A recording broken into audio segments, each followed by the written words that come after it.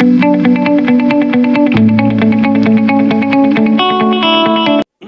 जी नमस्कार। काम चलेगा इससे? तो अभी थोड़ा सा शिक्षा की समीक्षा किया कि शिक्षा में जो चीज़ें की जा रही हैं हमारे सामने प्रस्ताव के रूप में, हम लोग उसको पढ़ रहे हैं। अच्छा, दिक्कत यह है कि प्रस्ताव के रूप में वो रखी नहीं जा रही हैं, वो ज्ञान के रूप में रखी जा रही हैं, और वो अंतिम ज्ञान हमको लग रहा वही है। आवश्यकता में साधन सीमित है, ये हमको लग रहा है यही ज्ञान है।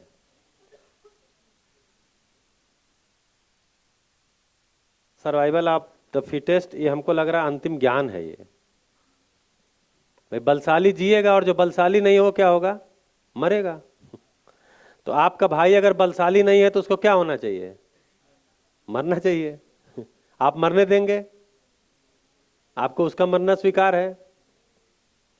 आपके पड़ोसी से अगर संबंध ठीक नहीं है तो आप उसका अशुभ सोचते हैं, और आपके पड़ोसी से अगर आपका संबंध अच्छा है तो आप उसका सोचते हैं।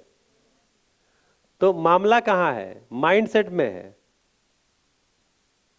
तो आप किसको कमजोर? तो अगर इन तीनों ही सूत्रों को अगर हम थोड़ा सा अगर बदल के बताएं तो क्या बताएंगे? तो जो पहला लिखा था, आवश्यकता असीम है साधन सीमित है, तो उसको हम थोड़ा सा बदलाव कर सकते हैं कि आवश्यकता निश्चित है, हर मानव की आवश्यकता निश्चित है। मेरी अलग हो सकता है कि मुझे 20 कपड़े लगे एक महीने में, मतलब मेरा काम ऐसा है कि हर दिन हमको नया चाहिए, हो सकता है। किसी का काम ऐसा है कि उसको हर दिन नया नहीं चाहिए। किसी का काम ऐसा हो सकता है जिसको हर 2 घंटे पर नया चाहिए, तो कर ले, क्या दिक्कत है? लेकिन अब इसको बहाना बना के बोल दे आवश्यकताएं असीम है, तो ठीक नहीं है ना। तो हर मानव की आवश्यकता निश्चित है, और धरती पे साधन पर्याप्त है।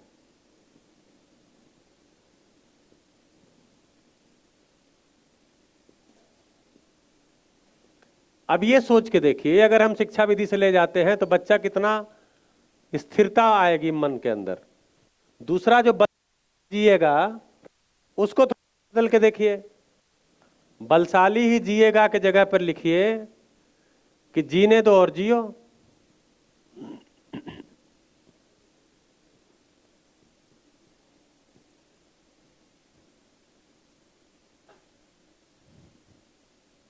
जियो, जियो वाला नहीं, JIO। तो जीने दो और जियो, या इसको और सीधा करें तो जीने देना ही जीना है। अब आप सोचिए, अगर आप पदार्थ को जैसा है वैसा बने रहने देते हैं तो इसका सबसे ज्यादा फायदा किसको मिलने वाला है? मुझे मिलने वाला है। आप अपनी बात करिए, मानव की बात मत करिए। अगर हवा मिट्टी पानी ये सारी चीजें ठीक ठाक रही तो सबसे ज्यादा फायदे में कौन रहने वाला है? आदमी। अगर पेड़ पौधे ठीक ठाक हैं, संख्या भी उनकी अच्छी है, तो उनमें क्या आएगा? भाई पेड़ पौधों से क्या मिलता है? एक तो पेड़ पौधों से शुद्ध हवा मिलता है, फल मिलता है, और लकड़ी मिलती है। जब भी वो सूखेगा गिरेगा लकड़ी मिलेगी, या उसकी लकड़ी पत्तियां सड़ेंगी तो खाद बनेगा। तो ये सारी चीजें अगर ठीक ढंग से हो रही हैं तो सबसे ज्यादा फायदा किसका है? मेरा है। अगर जीव जंतु ठीक ठाक हैं, संतुलित संख्या में है धरती पे, स्वस्थ हैं, अच्छे से हैं, तो सबसे ज्यादा फायदा किसका है? मेरा है। तो अगर ये सारे बने रहें तो इनके बने रहने के बाद हमें कुछ करना है क्या इनके लिए? भाई अभी तो पानी पीने लायक नहीं बचा, तो पानी साफ करना है हमको, ये नया काम आ गया हमारे जिम में पिछले 20-25 सालों में। 25-30 साल पहले तो ये काम था ही नहीं। जो भी 25-30 साल पहले के लोग, मतलब जिनको होश है, छोटे बच्चों को नहीं पता होगा, तो पानी साफ करना कोई कार्यक्रम नहीं होता था। जहां ग्राउंड लेवल वाटर नहीं है वहां तो तब भी था, थोड़ा झील की पानी लाना है, उसको थोड़ा जो भी फिल्ट्रेशन का प्रोसेस करते थे। लेकिन मैं जहां का रहने वाला हूं, वहां तो 15 फीट पे पानी मिलता था, अभी भी 20-25 फीट पे मिलता है, क्योंकि नेपाल की वो बिल्कुल फुट में है, गोरखपुर। लेकिन पीने लायक नहीं बचा। अब सबको आरओ लगाना है, फिर बाद में पता चल रहा है आरओ किया हुआ पानी और पीने लायक नहीं है। ऐसा भी ज्ञान नया आ गया, आया है ना नया ज्ञान, ये भी ज्ञान आया है ना अभी, आरओ का पानी भी पीने लायक नहीं है। अब कहाँ जाए, क्या करें? तो ग्राउंड लेवल वाटर क्यों खराब हो गया? क्योंकि उसमें सबसे बड़ा योगदान राष्ट्रीय स्वच्छता कार्यक्रम का है। अब आप जाके मेरी शिकायत कोई कर दे कि वो तो कार्यक्रम की आलोचना कर रहे थे। गांव गांव में शौचालय बने, कितने करोड़ शौचालय बने, वो सारे शौचालय सोकपिट वाले हैं। उनका सारा पानी सूख के नीचे जाता है और पीने वाले पानी में मिल जाता है। इसलिए पानी खराब हो गया। हमारे गांव के, हमारे गोरखपुर के आसपास के गांवों में पिछले 2 सालों में सबसे ज्यादा 2 बीमारियां बढ़ी हैं, टाइफाइड और जॉन्डिस। ये दोनों जल जनित रोग हैं, आपको पता होगा। ये दोनों जल जनित रोग हैं, जल के खराब होने से। तो अब क्या हो गया? अब आरओ लगाओ, हर गांव में आरओ प्लांट लग रहे हैं, हर गांव में जो है वो आरओ वाले टंकी लेके घूम रहे हैं, पानी ले लो, 10 रुपए में पानी ले लो। अब एक नया काम आ गया हमारे पास, पानी साफ करना। अब दिल्ली में और अन्य शहरों में एक नया काम और आ गया, हवा साफ करना। वो भी हमारे पास एक नया काम आ गया, हवा भी साफ करो, क्योंकि हवा प्रदूषित हो गई। ऐसा क्यों हो गया? क्योंकि जीने दो और जियो हम नहीं कर रहे हैं। मतलब मिट्टी, पत्थर, हवा, पानी, मड़ी, धातु, ये सब जैसा है वैसा उनको हम बना के नहीं रख पा रहे हैं, उनको हम बिगाड़ रहे हैं।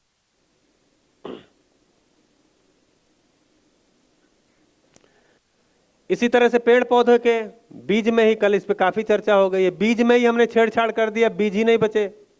हर बार जब आपको खेती करना है तो बीज खरीद के ही लाना है, किसी के पास बीज बचा नहीं है, मौलिक बीज, क्योंकि उससे वो कहते हैं उत्पादन नहीं होता है।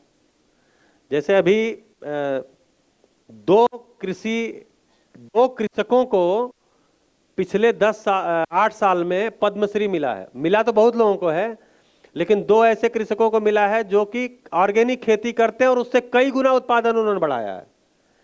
एक का नाम है सुभाष पालेकर, अमरावती वाले, आप यवतमाल वाले, आप लोगों को पता होगा, अमरावती वाले, जिन्होंने मल्टी क्रॉपिंग और जीवामृत, बीजामृत के आधार पर खेती में एक आध्यात्मिक खेती, स्पिरिचुअल फार्मिंग बोलते हैं उसको, उन्होंने क्रांति लाया है कि बिना केमिकल फर्टिलाइजर के, बिना पेस्टिसाइड के भी आप उत्पादन बढ़ा सकते हैं।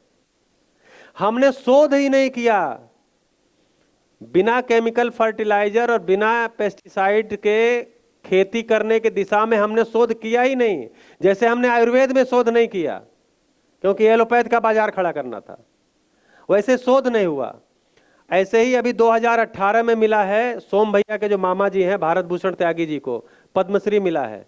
कोएग्जिस्टेंशियल खेती उनका भी वही है, स्पिरिचुअल फार्मिंग, सहअस्तित्ववादी दर्शन के आधार पर खेती, किसके साथ कौन सी खेती करनी है। और उनके यहाँ केंद्र सरकार, राज्य सरकार, उत्तर प्रदेश सरकार ने उनको खेती का ब्रांड एम्बेसडर बनाया, केंद्र सरकार ने उनको पद्मश्री दिया, उनकी रेकी की गई। वो एक एकड़ खेत में 1 साल में 5 लाख रुपए तक की आय करने का उनका रिकॉर्ड है, और बिना केमिकल और बिना फर्टिलाइजर के। लेकिन भरोसा, अभी किसानों में कौन भरोसा जगह? अब किसानों को भरोसा ही नहीं है कि बिना उसके उत्पादन बढ़ेगा। कोई ये रिस्क लेने को तैयार नहीं है, क्योंकि आदत। अच्छा, इससे क्या हो रहा है? फर्टिलाइजर वाली खेती में, जो भी खेती गांव से जुड़े होंगे, हर दूसरे तीसरे साल खेती में खाद का, केमिकल फर्टिलाइजर की अमाउंट बढ़ानी पड़ती है। हमारे गांव में खेती होती है, चाचा जी बताते हैं, जिस खेत में पहले 1 बोरा यूरिया पड़ता था, अब उसमें 2.5 से 3 बोरा डालना पड़ता है। इसका मतलब मिट्टी कमजोर होती जा रही है। ठीक है, तो क्या कर रहे हैं हम? जो चीज जैसा है उसको वैसा रहने नहीं दे रहे हैं, तो आहार पे संकट आ गया। तो ये जो पेड़ पौधे हैं, इनकी भी क्वालिटी में अंतर आ गया, यानी इनको भी ये जैसा है वैसा हम रहने नहीं दे रहे हैं। ऐसे ही पशु पक्षी, ऐसे ही हमारा पड़ोसी। अच्छा ये बताइए, हमारे घर में अगर सभी समझदार हो जाएं, सभी समाधान संपन्न हो जाएं, सभी समझदार हो जाएं, तो उसका सबसे बड़ा फायदा किसको मिलेगा? मुझे मिलेगा, पड़ोसी को मिलेगा, मुझे मिलेगा। मेरे घर के अंदर अगर 5 सदस्य हैं, 6 सदस्य हैं और वो भी सभी समझदार हो गए, समझ संपन्न हो गए, समाधान संपन्न हो गए, तो उसका सबसे बड़ा फायदा मुझे मिलेगा, क्योंकि मैं ही तनाव मुक्त होऊंगा, मैं ही कलेश मुक्त होऊंगा। ऐसे ही अगर आपका पड़ोसी समझदार हो गया, समाधान संपन्न हो गया, तो उसका सबसे बड़ा फायदा किसको मिलने वाला है? आपके परिवार को मिलने वाला है, आपको मिलने वाला है। आपका सारा मोहल्ला समझदार हो जाए, समाधान संपन्न हो जाए, तो उसमें सबसे बड़ा फायदा किसको मिलने वाला है? मुझे मिलने वाला, मेरे परिवार को मिलने वाला, मेरे पड़ोसियों को मिलने वाला। लेकिन हम तो चाहते नहीं जी, पड़ोसी तो बदमाश है, इसका तो इलाज करना पड़ेगा। इसको क्या पता समझ क्या होती है और वो आपके बारे में भी यही सोच रहा है तो ये सभी का कार्यक्रम है। तो इसलिए मानव समझदार हो गया तो उसका भी फायदा मुझे मिलने वाला है। पेड़ पौधों में अगर ऋतु संतुलन के अनुसार इनके अंदर निश्चितता बनी रहती तो उसका भी फायदा मुझे ही मिलने वाला है। ऋतु संतुलन बना रहता है, पदार्थ जगत जो है समृद्ध रहता है, उसका भी फायदा मुझे ही मिलने वाला है। पशु पक्षी अपने निश्चित आचरण के साथ और अपनी वंश वृद्धि के साथ, अपनी वंश परंपरा के साथ बने रहते हैं, उसका भी फायदा मुझे मिलने वाला है। यही जीने दो और जियो है। इसमें कोई बलशाली का मामला ही नहीं है। किसको मारेंगे आप बलशाली होकर के? अपने परिवारीजनों को मारेंगे कि अपने पड़ोसियों को मारेंगे? कि पेड़ पौधों को खत्म करेंगे कि पशु पक्षी को मारेंगे?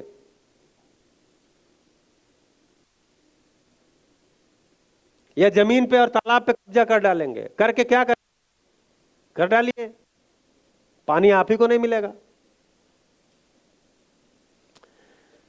2001 में सुप्रीम कोर्ट ने एक डिसीजन दिया कि देश के अंदर जो झील, तालाब, पोखरे, छोटे या बड़े, जो भी 1952 के मैप के अनुसार जहां पर भी थे देश में, उनको पुनः रिवर्स किया जाए उसी रूप में, चाहे उस पर चाहे जितने बड़े आदमी का कब्जा हो, उसको गिरा दिया जाए। यह सुप्रीम कोर्ट ने डिसीजन दिया 22 साल पहले। आज तक खाली नहीं कराया गया, क्योंकि देखिए न्यायालय निर्णय देता है, उसको एग्जीक्यूट करना, फॉलो करने की जिम्मेदारी प्रशासन की होती है, सरकार की होती है। उसका मन ही नहीं है, जाने दो, सब पड़ा हुआ है। लोग तालाबों पे कब्जा कर लिए, झीलों पे कब्जा कर लिए, तालाबों में होटल बना दिए। तो अगर तालाब नहीं होंगे, झील नहीं होंगे, वाटर रिजर्वायर नहीं होगा, तो मिट्टी के अंदर पानी पर्कुलेट कैसे होगा? अंदर कैसे जाएगा? अंदर नहीं जाएगा तो फिर मीठा पानी आपको पीने को कहां से मिलेगा? पेड़ पौधों को कहां से मिलेगा? फसलों को कहां से मिलेगा? सब तो बारिश में बह गया, क्योंकि तालाब पोखरे। अभी इधर तो जो बड़ी झीलें हैं वो आपको देखने को मिलेंगी। हम लोगों के क्षेत्र में चूंकि वाटर, ग्राउंड लेवल वाटर इतना आसानी से उपलब्ध है कि ताल पोखरों को लोगों ने खत्म ही कर दिया, गाँव में भी नहीं है। वो लगता है पानी मिल ही रहा है, लेकिन जबकि वहां डाउन हो रहा है। मतलब मैं जब छोटा था तो 15 फीट पे पानी मिल जाता था, अभी 30 फीट, 28 फीट, 30 फीट पे मिल रहा है। तो धीरे धीरे ही जा रहा है, लेकिन जा रहा है ना, क्योंकि रोकने का इंतजाम नहीं है। जैसे जहां मैं गाजियाबाद में रहता हूं, इंदिरापुरम में, वहां 5 लाख लोग रहते हैं। मतलब 3 किलोमीटर के अंदर 5 लाख लोग रहते हैं और एक भी तालाब नहीं है। और हर बिल्डिंग में समर्सिबल लगा हुआ है। हमारी बिल्डिंग में भी हर साल गर्मी में 7-8 फीट नीचे करना पड़ता है, पाइप लटकाना पड़ता है, पानी नीचे चला जा रहा है। क्यों? 5 लाख लोग रहते हैं और पानी यूज कर रहे हैं, और पानी को जमीन के अंदर जाने का कोई जुगाड़ ही नहीं बनाया गया। जो रेन वाटर हार्वेस्टिंग वगैरह का जो काम नाम है, तो आखिर वहां नहीं करेंगे, यहां करके क्या करेंगे? रेन वाटर, यहां तो ऑलरेडी झील है, आप यहां करेंगे रेन वाटर हार्वेस्टिंग के वहां करेंगे जहां 5 लाख लोग लग रहे हैं और हर परिवार प्रतिदिन 600 से 700-800 लीटर तक पानी जमीन में से निकाल के कंज्यूम कर रहा है, उसको नालियों में बहा दे रहा है, निकाल रहा है जमीन में से, नालियों में बहा दे रहा है। तो कहां से नीचे आएगा जब कहीं ताल पोखरे नहीं है? कुछ गड्ढे होंगे तो ही तो नीचे जाएगा। तो ये सब चीजों को करते हैं, ये सब चीजों को बनाए रखते हैं, उसी को जीने देना कर रहे हैं। जीने देना ही जीना है। मेरा पड़ोसी अगर संपन्न है, सुखी है, उसके पास सारी सुविधाएं हैं, तो उसका सबसे ज्यादा फायदा किसको मिलने वाला है? हमको मिलने वाला। भाई हमसे मांगेगा नहीं लेकिन हम उसके घर एक पेचकस भी आया तो हमको अंदर से पीड़ा होने लगती है, यार इसके घर पेचकस आ गया देखो। तो इसको कह रहे हैं जीने देना। तो सभी समझदार हो जाएं, सभी समृद्ध हो जाए, इसका फायदा मुझे मिलने वाला है। अब मुझे अपने लिए कुछ करना ही नहीं है, अपने आप ही है फिर हमारा जीना। इसको कह रहे हैं जीने दो और जियो। लेकिन जब हम ये इंस्टॉल करेंगे बलशाली ही जिएगा, तो बलशाली बनो सब लोग, जन बल धन बल हथियारों का बल इकट्ठा करो, लड़ो मरो, खुद मरो दूसरे को मारो, और पता भी नहीं है क्यों जी रहे हैं, क्यों धरती पर हैं। तो पता चला कि आदमी अपनी सभ्यता में मैक्सिमम समय में युद्ध ही किया है, और आज इतनी सारी सुविधा आ जाने के बाद, इतना सारा टेक्नोलॉजिकल इंप्रूवमेंट हो जाने के बाद आज भी युद्ध ही कर रहा है।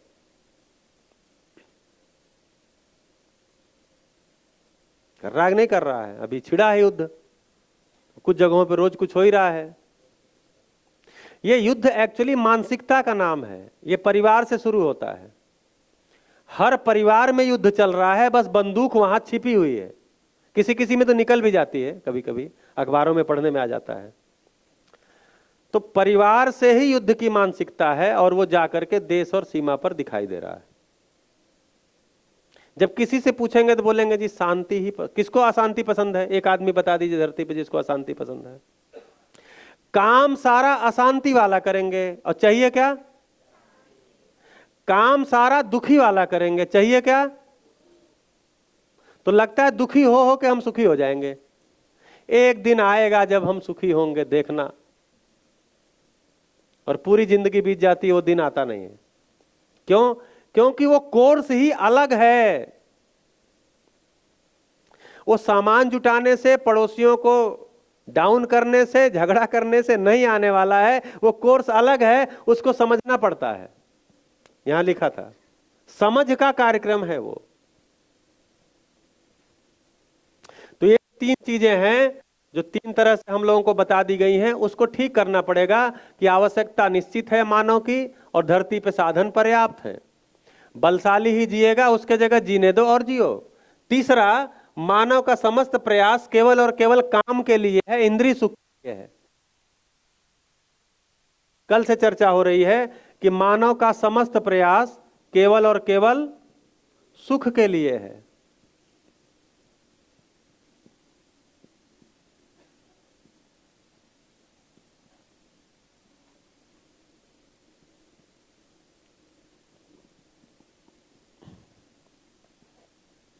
सुख के लिए है।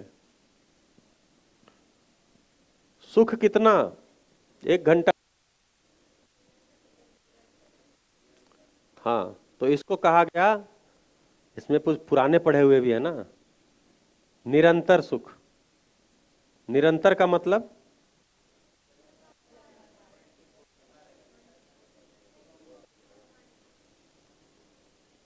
इसको और अच्छे से देखेंगे, हर पल हर क्षण, हर पल हर क्षण। यानी एक भी पल, एक भी क्षण हम दुखी होना नहीं चाहते।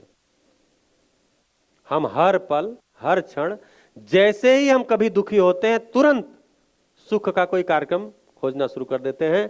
तो तो अभी हमारी जिंदगी में क्या चल रहा है? सुख को मैक्सिमाइज करने का उपाय और दुख को मिनिमाइज करना। अगर हमको ये पता नहीं है कि हम सुखी होना चाहते हैं और सुख को बढ़ाना हमारा कार्यक्रम है, तो इतना तो कर ही रहे हैं कि दुख को कैसे घटाया जाए। और दुख को घटाया जाए, इस कार्यक्रम का नाम ही है कि आप सुख को बढ़ा रहे हैं। सुख को बढ़ाने के कार्यक्रम में लगे, यही करते हैं। ये बात तो बहुत गहरी बोली है आपने। हाँ, हम तो गहरी जब से मनुष्य इस धरती पे आया है, वो या तो युद्ध कर रहा है या युद्ध की तैयारी कर रहा है जी। चाहे हथियार से करे चाहे जबान से करे। हर दो संबंध में, हर दो मनुष्य के बीच में, घर से लेके और दुनिया तक, या तो युद्ध है या युद्ध की तैयारी है जी। इसीलिए सभी देशों का रक्षा बजट ही सबसे ज्यादा है ना। हाँ हाँ, और यही चर्चा ज्यादा चलती, विकास के नाम पे देखो अब देश सुरक्षित हो गया है और इतने हथियार हमने खरीद रहे हैं और हथियार में हम आत्मनिर्भर हो जाएंगे। जबकि जैसे मजबूरी बस हम भी अपने देश में, हमारे देश का रक्षा बजट कितना है? लगभग 20% है, वो मजबूरी हमारी। और शिक्षा बजट कितना है? देश का शिक्षा बजट कितना है? 2 से 3%। 3.8%। वो भी जीडीपी का हिस्सा नहीं है ज्यादातर। जब आपसे इनकम टैक्स लिया जाता है तो उसमें लिखा जाता है एजुकेशन सेस 4%, यानी अलग से आपसे मांगा जा रहा है। घलुआ, घलुआ समझते हैं? हम लोग के यहाँ पहले घलुआ चलता था। जैसे कोई सामान खरीदने गए बाजार में किलो, तो दुकानदार जब 1 किलो चीनी तौल देते थे तो थोड़ा सा और डाल देते थे, तो हम बोलते थे घलुआ दे दिया हम। तो एक तरह से घलुआ में शिक्षा चल रही है। आपके इनकम टैक्स के जब आप भरते हैं तो उसमें देखिए, जब आपका टैक्स कैलकुलेट हो जाता है तो लास्ट में जुड़ता है 4% एजुकेशन सेस। उसके लिए अलग से लिया जा रहा है वो जीडीपी। तो सरकार जानती नहीं है कि शिक्षा से बदलाव होगा, मतलब सरकार को अभी भी भरोसा नहीं है। और राज्यों का 6% 7%, क्योंकि राज्यों में कुछ बजट नहीं खर्च होते, जैसे सीमा सुरक्षा पे, अन्य चीजों पे, तो इसलिए राज्य थोड़ा सा शिक्षा बजट बढ़ाते हैं। तो 6% है, कहीं 7% है, कहीं 9% है। दिल्ली एकमात्र ऐसा राज्य है जिसका शिक्षा बजट 26% है। अपने देश में एकमात्र राज्य ऐसा है दिल्ली, जहां का एजुकेशन बजट 26% है कुल खर्च का। अच्छा, शिक्षा का मैक्सिमम बजट जा कहां रहा है? बिल्डिंग बनाने में।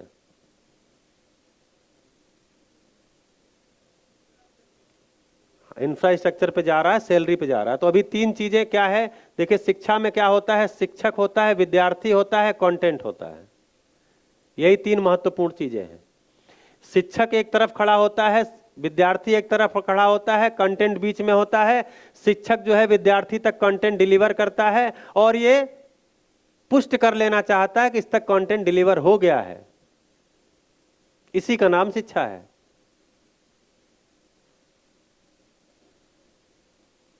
तो कंटेंट ही अधूरा है, अब डिलीवरी इसीलिए अधूरी है, इसीलिए आदमी अधूरा है, इसीलिए व्यवस्था अधूरी है, इसीलिए हमारा सुख भी अधूरा है, इसीलिए हमको जो है वो जो कुछ भी समाज में मिल रहा है परंपरा के रूप में, वो भी अधूरा पड़ जा रहा है, पूरा पड़ नहीं रहा है। जो कुछ भी हम प्रयास करते हैं, दौड़ते दौड़ते दौड़ते दौड़ते दौड़ते दौड़ते दौड़ते दौड़ते अंत में जाके कोई काला दीवार मिल ही जाता है, उसके आगे बढ़ ही नहीं पाते और सुखी होते भी नहीं है। लगता क्या कर दिए। एक बहन हापुड़ में आती थी अध्ययन करने के लिए, जब अध्ययन शिविर चल रहा था वहां, तो वो उनके परिवार में, ससुराल में सभी लोग डॉक्टर हैं और वो खुद भी जो है वो मतलब स्त्री रोग विशेषज्ञ हुआ करती थी। अब नहीं है, उन्होंने वो छोड़ दिया काम। तो बताने लगी कि उनके पति को एक बड़ा पीड़ा रहती थी कि बाकी सब उनके भाई लोग जो है वो कोई न कोई यूके की डिग्री, लंदन से कोई डिग्री लेकर के आए हैं, मेरे पास नहीं है। तो इनको लगता था मेरे पास ये कम है, कुछ मतलब अधूरा लगता था। तो ये बताती थी, जब बार बार उसकी चर्चा करते थे तो हमने कहा भाई एक बार ले लो, जाके खत्म करो ये चैप्टर। तो फिर वो बोले तुम्हारा, बोले हम भी चल देंगे साथ में, अपना ये पैसा छोड़ देंगे। तो फिर इन लोगों ने तय किया, जो भी उनका अरेंजमेंट था, जैसे भी व्यवस्था था करके, ये लोग वहाँ पे 2 साल की कोई डिग्री थी वो ले लिए, वहाँ जाके रहे। उसके बाद 5-6 साल वो रहे। ये लाइफ कोच वाला जो सारा जो मैं चर्चा किया था, उन्होंने ही बताया था हमको, क्योंकि वहाँ जाके लाइफ कोच की ट्रेनिंग लिया उन्होंने और वहाँ लाइफ कोचिंग करती भी थी जितने दिन वहाँ रहे। जब वो डिग्री मिल गई, अब जो असली बात बता रहे हैं, जब वो डिग्री मिल गई तो कुछ महीनों के बाद बोलते हैं यार लगता नहीं कि हमको कुछ नया मिला है। कुछ चीजें ऐसी कोई बड़ी चीज हासिल हो गई ऐसा नहीं लगता है। तो बोली धीरे धीरे धीरे धीरे जब ऐसा कुछ हुआ तो हमने कहा कि अब चलिए तब यहाँ से, क्यों यहाँ बैठना है जब आपको कुछ लग भी नहीं रहा है। तो वो लोग चले आए, अब इसमें अध्ययन में। तो कहने का आशय है कि जिस चीज के लिए हम दौड़ लगाते हैं, तो दौड़ लगाते समय जितना रोमांच रहता है, वो चीज मिल जाने के बाद वो उतना खुशी नहीं मिलता हमको, या कुछ दिनों के बाद लगता है यार इसके लिए दौड़ लगाया था, ये तो कोई बड़ी चीज थी नहीं। सभी के साथ होता है ऐसा। दौड़ किस चीज के लिए लगाते हैं? इन्हीं 4 चीज के लिए। वही हमारा कंटेंट है, 4 चीज: रूप, पद, धन और बल, इन्हीं चार के लिए हम कोई दौड़ लगाते हैं। और जब ये मिल जाता है तो हमको लगता है कोई बड़ी चीज तो ऐसी नहीं थी ये, मतलब जितना मजा दौड़ लगाने में आया था उतना मजा मिलने में नहीं आया। क्यों? क्योंकि जो मजा हम ढूंढ रहे हैं उसका नाम सुख है और वो निरंतर चाहिए। ढूंढ किस में रहे हैं? टेम्परेरी चीजों में, जिनका स्वभाव ही नहीं है। जैसे अभी इस पेन से सुखी होना चाहते हैं, अब ये पेन से तो ये पेन का डायमेंशन भी लिमिटेड है, इसकी लंबाई चौड़ाई मोटाई सब लिमिटेड है, और धरती पे जितने पेन होंगे उनकी संख्या भी लिमिटेड है। अब इससे आपको अनलिमिटेड चीज मिलेगी कैसे? जो स्वयं में लिमिटेड है उससे अनलिमिटेड चीज मिल ही नहीं सकती। ये रॉन्ग नंबर है। जो कल यहां लिखा था सुविधा बराबर सुख, ये जो हमने मान लिया है, यहीं पे हमारा कुछ माइंडसेट में फॉल्ट आ गया, माइंडसेट में गड़बड़ी आ गई। इसीलिए जितना जितना जितना जितना सुविधा इकट्ठा करते हैं और कम और कम और कम पड़ने लगता है, और कम पड़ने लगता है। और जब बहुत ज्यादा इकट्ठा कर लेते हैं तो फिर बांटने लग जाते हैं, लगता है बांटने से सुख हो जाएंगे। ये भी एक नया ट्रेंड चला है। पहले तो इकट्ठा करो इकट्ठा करो इकट्ठा करो, सुखी हो जाएंगे सुखी हो जाएंगे सुखी हो जाएंगे, फिर बहुत सारा इकट्ठा करके बोले सब कुछ लुटा दो, कोई मतलब नहीं है, इसमें सुख नहीं है। तो आदमी क्या करता है, पहले उसको लगता भोग से सुख होगा तो भोगता है, फिर लगता वैराग्य से सुख होगा तो वैराग्य में आ जाता है, फिर वैराग्य से उब जाता है, फिर आके भोग करने लग जाता है। बहुत सारे उदाहरण आपको दिख रहे होंगे कि लोग वैराग्य में गए, वैराग्य से उब के आए, फिर भोग में लग गए, फिर भोग से उब रहे, फिर यही सब चल रहा है। क्योंकि सुख का पता नहीं है। तो प्रश्न यही है अगला आप लोगों से कि जिस चीज को हमको पाना है, क्या वो हमें पता है वो क्या चीज है? तो सुख क्या है? जो लोग पहले शिविर किए हैं वो थोड़ा सा सहयोग बनाए रखेंगे, जिनका पहला शिविर है वो इसका उत्तर देंगे। सुख क्या है? हाँ जी, मन की अवस्था है। स्टेटस ऑफ माइंड, मन की अवस्था। और बताइए सुख क्या है? चाहते तो हैं दिन रात। जी जी, अच्छा, इंद्रिय तृप्ति, इंद्रिय तृप्ति। और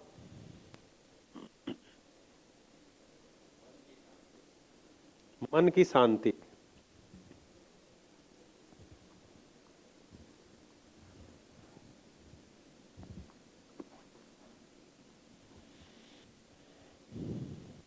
हाँ जी, है मन की बेचैनी का मिट जाना। हालांकि वो मन की शांति है, लेकिन उसको अलग से लिख देते हैं, मन की बेचैनी का मिट जाना।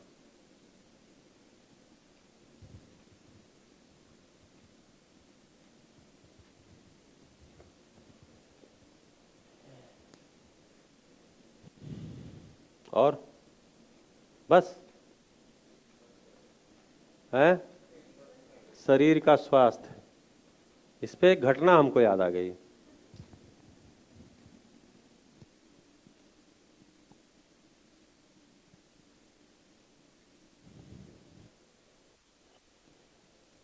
स्वस्थ क्यों रहना है?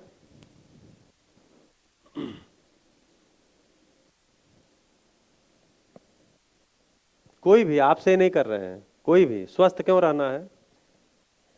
एक बार जब मैं छोटी में अध्ययन कर रहा था 2009-10 में, तो कभी कभी बीच में घर आते थे, तो रात में 11 बजे हमारी ट्रेन थी जो कि बनारस तक ले जाती थी। बनारस से दूसरी ट्रेन पकड़ के छत्तीसगढ़ रायपुर जाते थे। तो पिताजी हमारे रिटायर हुए थे 2007 में, और 2009 की ये बात है। तो उस समय कोई दवा की कंपनी वाले थे, और रात में 7 बजे हमारे घर उनके कोई मित्र लेकर के आ गए। कि भाई ये दवा ऐसी है और आयुर्वेदिक है और इसको खाएंगे तो आप स्वस्थ रहेंगे, और ये तो बिल्कुल ही ऑर्गेनिक उत्पादन की जाती है, वहाँ तो कोई आवाज़ भी, साउंड भी नहीं जाता जहाँ ये उत्पादन किया जाता है। जो कुछ भी बता रहे थे, और मैं आते जाते अपनी तैयारी कर रहा था, सूटकेस तो सुन रहा था। तो जब निकलने लगे 9:30 बजे, क्योंकि स्टेशन थोड़ा दूर है हमारे यहाँ से, 7 किलोमीटर है, और बीच में एक रेलवे क्रॉसिंग भी है, और ये सब चीज़ों के कारण 1.5 घंटा पहले निकलने लगे। तो पिताजी हमारे कह रहे तुम भी सुन लो कुछ। जैसे पिताजी हमको बहुत निकम्मा मानते थे कि ये पता नहीं क्या जो है, बढ़िया मैथ्स में पीजी किया था और एक टीचर हो गया है, बढ़िया ट्यूशन पढ़ाता, लाख रुपए महीने कमाता, ये पता नहीं कहाँ कहाँ उल्टा सीधा फंस गया है, ये तो बेकार हो गया, किसी काम लायक नहीं है। यार रिकॉर्ड करके हमको मरवाओगे तो तो ऐसा उनको लगता था।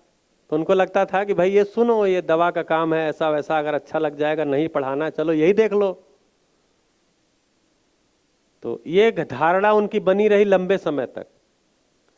जब दिल्ली में आए और दिल्ली में काम करने के लिए आए, तो उनको बोले कि दिल्ली सरकार आपको क्या चीज और ज्यादा दे देगी। भाई डेपुटेशन पे जा रहे हो तो कुछ ज्यादा तो दे नहीं देगी, तो क्यों जा रहे हैं।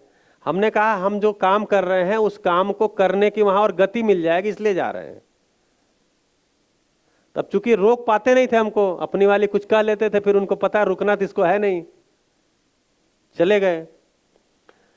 देखिए कैसे लोग, ये जो रूप पद धन बल है, इसी से इसमें आप कम हैं तो लोग आपको महत्व नहीं देते, परिवारीजन भी नहीं देते, ऐसा एक परंपरा बन गया है। जब 2020 में मिलानिया ट्रंप आई, मतलब डोनाल्ड ट्रंप आए, और उनकी पत्नी मिलानिया ट्रंप जो है, दिल्ली के अंदर सरकारी स्कूल में हैप्पीनेस करिकुलम क्या होता है उनको पता था, और वो इसकी जानकारी ली थी और बोली थी मैं देखूंगी इसको। तो 1 घंटे के लिए एक सरकारी स्कूल में गई थी देखने के लिए।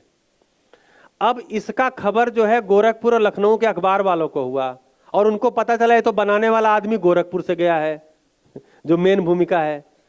तो वो लोग उसको अखबारों में छापे, पहले पेज पे छाप दिए, लखनऊ में टाइम्स ऑफ इंडिया में फोटो सहित, UP man behind Delhi's happiness curriculum, UP teacher behind Delhi's happiness classes. ठीक है, सपने और पंखों को, क्या सपनों को पंख मिले, ऐसा उल्टा सीधा जो भी उनको अच्छा लगता है मीडिया में, वो सब छाप दिए। अब जब वो छाप दिए और अखबारों में आ गया, और पिताजी को ला के लोग अखबार लगा दिखाने लगे, तब वो कहने लगे अच्छा इसका मतलब कुछ अच्छा काम करता है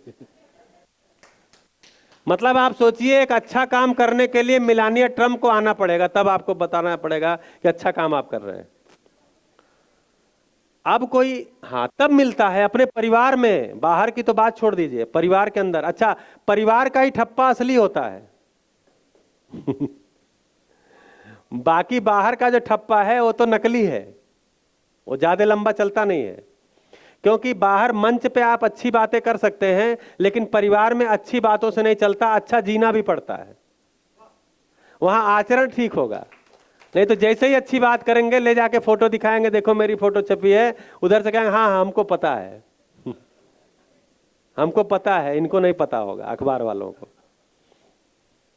तो ये सारी, तो घर में आचरण चलता है, और आचरण का जो प्रमाण धीरे धीरे धीरे आ रहा था, वो अगर कोई रूप पद धन बल में ही महत्वपूर्ण माना है, तो उसको वो चीज दिखने में बहुत टाइम लगता है।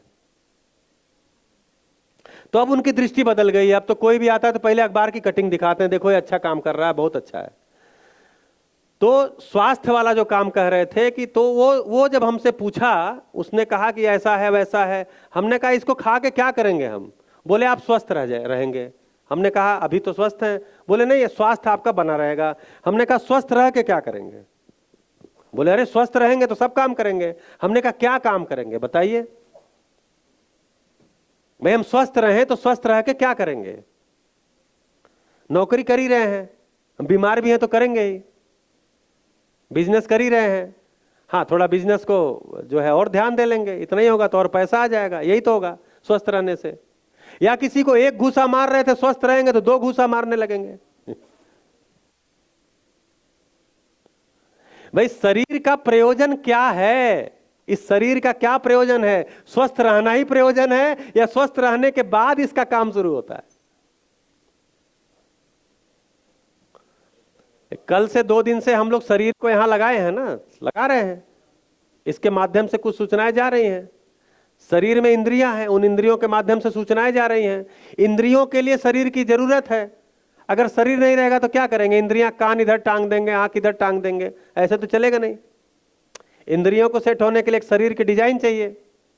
इंद्रियां ठीक से काम करें उसके लिए शरीर एक व्यवस्था के रूप में, एक रचना के रूप में है। लेकिन अब उन इंद्रियों का क्या करना है, उस शरीर का क्या करना है, ये पता नहीं। तो ठीक है, स्वस्थ भी एक कार्यक्रम है कि शरीर स्वस्थ है तो सुखी हैं, लेकिन जो उनका स्वस्थ है, एकदम स्वस्थ है, कोई बीमारी नहीं है, क्या वो सुखी हैं? सर्वेक्षण किया जाए, क्या उनको निरंतर सुख है? तो अभी इस पे और चर्चा करेंगे। और बताइए, सुख क्या है? मन की इच्छा को पा लेना, यानी इच्छा को पा लेना।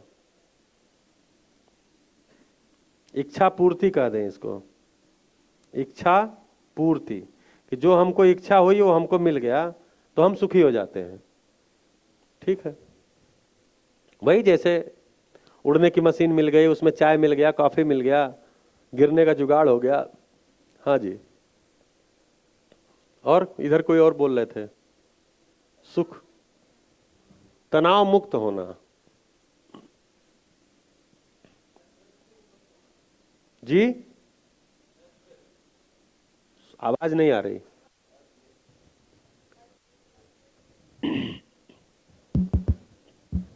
अद्वैत को उपलब्ध होना, मतलब अब इसकी डेफिनेशन अगर आप समझ पाए। हाँ, मतलब अद्वैत जो जिसको हम कह रहे हैं, तो उसमें अद्वैत में आपको मिल जाना। सुख की डेफिनेशन है कि प्रकृति और अपने बीच में जो डिफरेंस है ना, वो खत्म हो जाए, खत्म हो जाना। अद्वैत मतलब मैं और प्रकृति एक हूँ। द्वैत बना है कि कमलेश डाट को कुछ करना है और प्रकृति को कुछ अलग करना है। ये डेफिनेशन मेरे हिसाब से अद्वैत की। ठीक है, नहीं, अद्वैत का मतलब है कि दूसरा कुछ है नहीं, एक ही है, ब्रह्म है, उसमें ही सब कुछ है, सब कुछ उसमें से निकला है, सब कुछ उसमें ही मिलेगा। जो कुछ भी दिख रहा है वो ब्रह्म का ही प्रकटन है, अलग कुछ है नहीं, इसको कह रहे हैं। तो इसमें मिल जाना। समय शून्यता और अहंकार शून्यता सुख की परिभाषा। जी, अहंकार शून्यता और समय शून्यता, टाइमलेसेंस।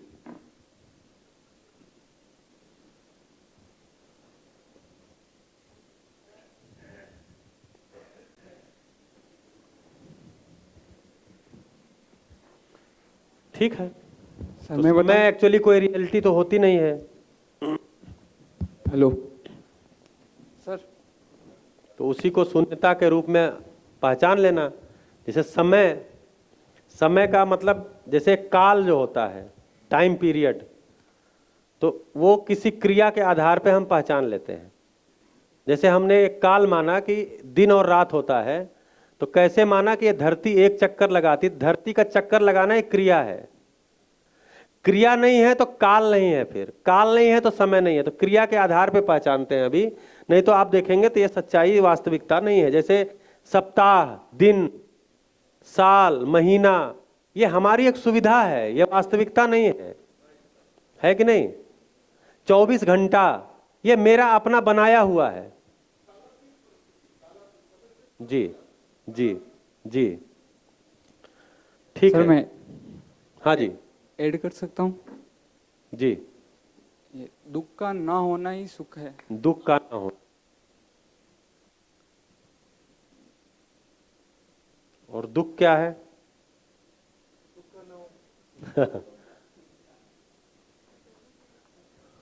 दुख क्या है?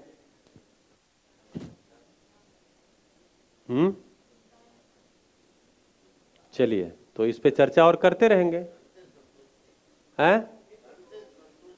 धन से संतुष्टि ही सुख है, धन से संतुष्टि हो जाती जी। स्वयं को जानना, स्वयं को, सेल्फ को ना, स्वयं को जान लेना।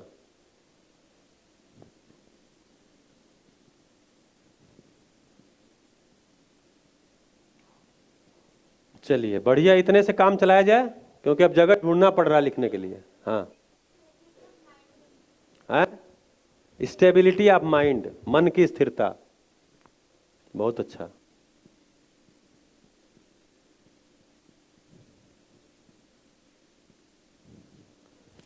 हाँ, ये 11 साल के बच्चे ने बोला ही है हर्ष ने, हाँ, मन की स्टेबिलिटी। बच्चे और अच्छा बोलेंगे। ठीक है। तो अभी सुख क्या है इस पे चर्चा हुई, तो इतनी सारी बातें निकल के आई कि मन की एक अवस्था है, इंद्रिय तृप्ति है। अब इंद्रिय की चूंकि एक सीमा है, सुख कितना चाहिए? निरंतर। और इंद्रिय को कोई भी चीज निरंतर नहीं चाहिए, किसी भी एक इंद्रिय को कोई भी चीज निरंतर नहीं चाहिए। तो इसलिए इंद्रिय तृप्ति से निरंतर सुख की संभावना नहीं होगी, सुख की संभावना रहेगी, जो मोमेंट्री है उसकी संभावना रहेगी। मन की शांति, तो मन की अवस्था है। अब मन की अवस्था कौन सी है? तो शांति वाली ही अवस्था, अशांति वाली अवस्था नहीं। फिर बेचैनी का मिट जाना यानी शांत हो जाना।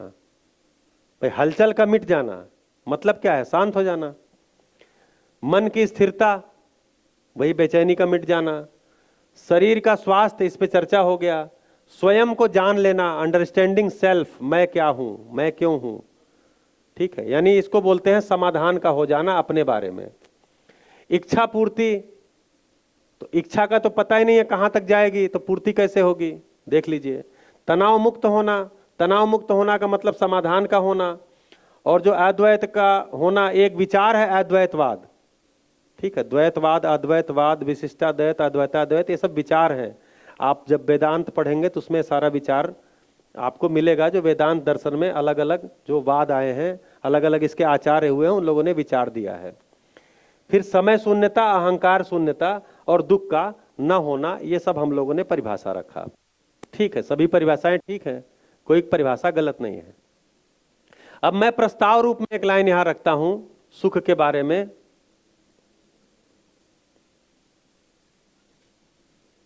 हाँ बताइए, जो शिविर किए हैं।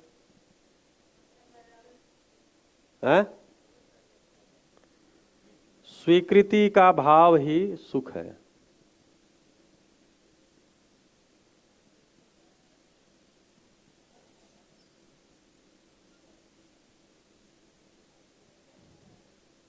इसको जांचिए, प्रस्ताव है ये। स्वीकृति का भाव ही सुख है, यानी जब जब स्वीकृति तब तब सुख, जब जब अस्वीकृति तब तब। अब आप उन घटनाओं को, उन परिस्थितियों को ध्यान में ले आइए कि आप दुखी कब हुए? जब वो घटना, वो परिस्थिति आपको स्वीकार नहीं होती। जब वो घटना, वो परिस्थिति आपको स्वीकार होती है तो वो आपको अच्छा लगता है, आप सुखी होते हैं। जब वो स्वीकार नहीं होती तो आप दुखी होते हैं। ये एक प्रस्ताव है, जांच के देखिए।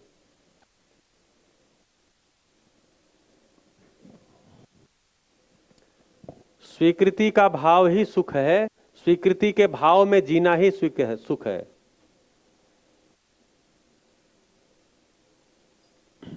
जांच के देखिए।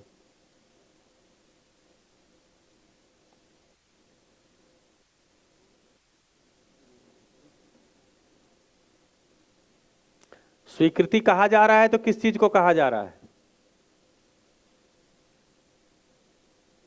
जैसे मान लीजिए मेरे साथ कोई खराब व्यवहार कर रहा है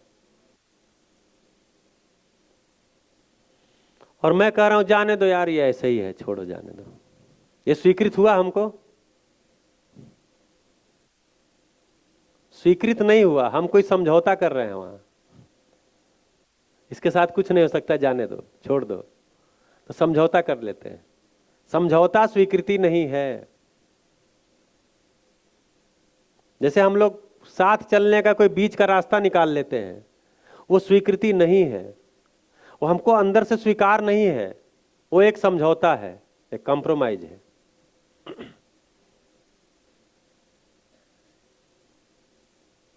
जांच के देखिए। स्वीकृति के भाव में जीना ही सुख है, स्वीकृति का भाव ही सुख है।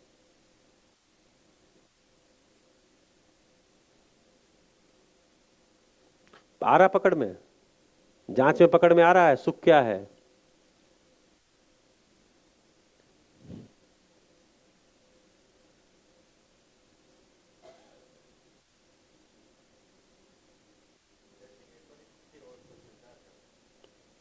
हाँ, वो तो समझौता हो गया। जैसी भी परिस्थिति हो वो स्वीकार लेना, वो स्वीकार होता नहीं है, वो भाषा में आ जाता है। लोगों को हम बता देते हैं भाई मेरी ऐसी परिस्थिति है, मैं इसको स्वीकारता हूं, अंदर से स्वीकार नहीं होता, इसलिए अंदर से हम कुढ़ते रहते हैं, पीड़ा बनी रहती है। क्यों? क्योंकि स्वीकार नहीं हुआ है। वो केवल एक बाहर का, जी, केवल एक बाहर से एक पेंट पॉलिश है वो। तो जी माइक दे दीजिए। तो समझौता स्वीकृति नहीं है। हाँ जी, एक माइक पीछे दे दीजिए।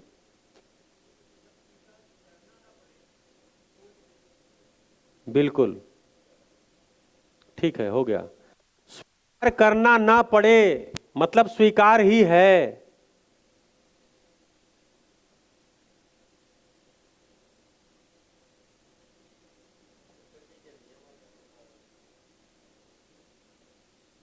जैसे बरसात के सीजन में बारिश होगी, होगी, सबको पता है।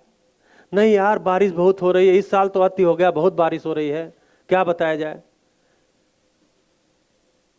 क्या करें, बहुत बारिश हो रही है। अब आप क्या करेंगे? ठंड में बहुत ठंड पड़ रही है, अरे ठंडी में ठंड पड़ती है, गर्मी में थोड़ी ठंड पड़ेगी। तो ये जो वातावरण और निसर्ग है, यही दो जगहों पे स्वीकृति है। निसर्ग मतलब जो पूरा प्रकृति है, यही दो जगहों पे स्वीकृति का भाव आना। वातावरण मतलब मेरा परिवार, मेरे संबंधी, ये मेरा वातावरण है। और निसर्ग, निसर्ग पूरा का पूरा नियम पूर्वक है, नियम से है। प्रकृति में नियम के नहीं है, हमको स्वीकार हो या न हो। भूकंप आता है नियम से। बोले जी भूकंप ने इतने लोगों की जान ले ली, भूकंप किसी की जान नहीं लेता। भूकंप एक नियम से आता है। आदमी भूकंप के साथ जीना नहीं सीखा है, ऐसे जगहों पे रहता है और ऐसे मकान बनाता है, अपने मकानों में दब के मरता है और बोलता भूकंप ने जान ले ली। बरसात का कहर, जैसे 2015 में केदारनाथ की बाढ़ आई, इतने लोगों की जान ले ली बाढ़ ने। बाढ़ ने कहां जान ले ली? कौन कह रहा था वहां होटल बना के बसने के लिए? वो बसने की जगह ही नहीं है।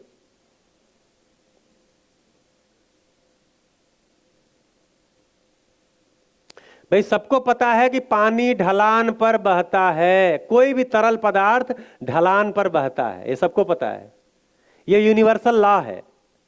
किसी धरती पे जाएंगे, इस धरती के अलावा भी, वहां अगर ग्रेविटेशनल फोर्स काम करता है तो तरल पदार्थ ढलान की ओर बहता है, सबको पता है। तो फिर ढलान पे ही घर क्यों बनाना है? बारिश होगा ही होगा। तो इसलिए पहाड़ों में जो मकान बनाने का जो प्रथा पुरानी वाली है, आप देखिए उस समय कोई बहुत विकराल परिस्थिति आई तभी गड़बड़ी होती थी, नहीं तो वो उस ढंग से उस जगह पे ही बनता था। अब हमको टेक्नोलॉजी पे भरोसा हो गया है कि हम मकान जो है सीमेंट कंक्रीट सरिया का बना देंगे, नाले में ही बना देंगे तो चल जाएगा, ऐसे ही भरोसे में बना दिया। तो कुल मिलाकर के जो प्राकृतिक घटनाएं हैं, प्राकृतिक घटना बिना नियम के नहीं होती, हर प्राकृतिक घटना नियम से घटती है, वो हमको स्वीकार हो या ना हो।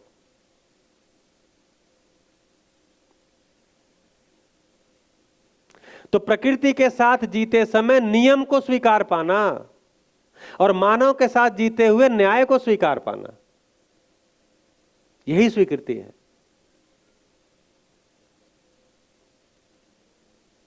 मैं सुख का आकांक्षी हूं, मैं सुखी होना चाहता हूं, तो ये जो सामने मेरा संबंधी आदमी बैठा है वो भी तो ऐसा ही चाहता है।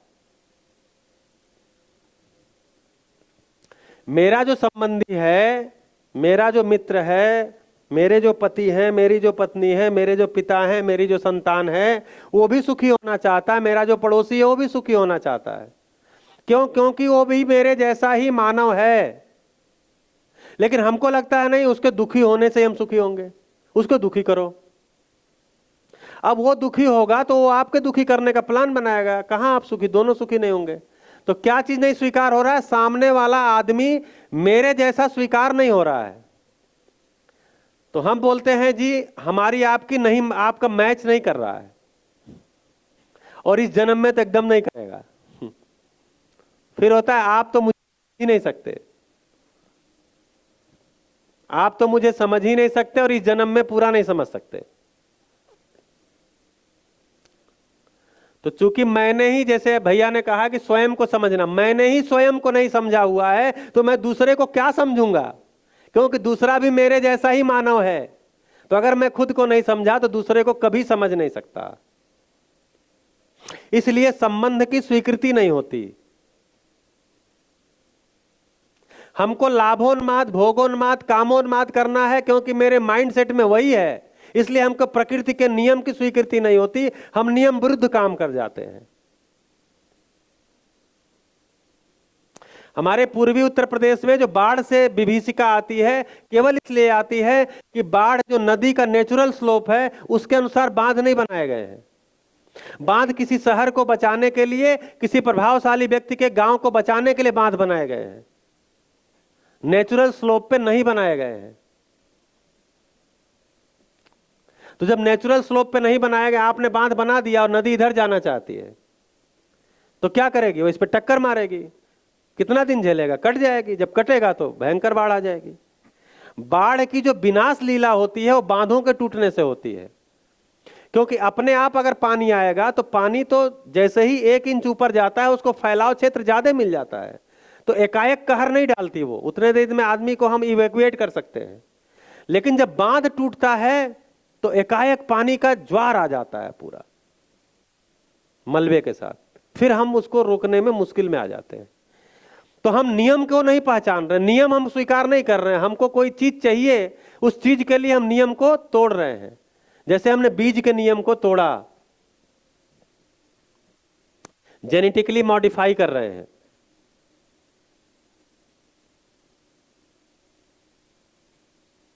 फिर उसमें पोषणीयता नहीं रहेगी, फिर उसमें वंश वृद्धि की और वंश परंपरा बनाए रखने की क्षमता खत्म हो जाएगी। आने वाले समय में किसी के पास नेचुरल बीज बचेंगे ही नहीं जो मल्टीप्लाई हो सके, केवल जेनेटिक बीज ही बचेंगे। ये क्या चीज है? हमको नियम को स्वीकार नहीं है, नियम स्वीकारना नहीं है, तत्काल हमको अधिक से अधिक चाहिए।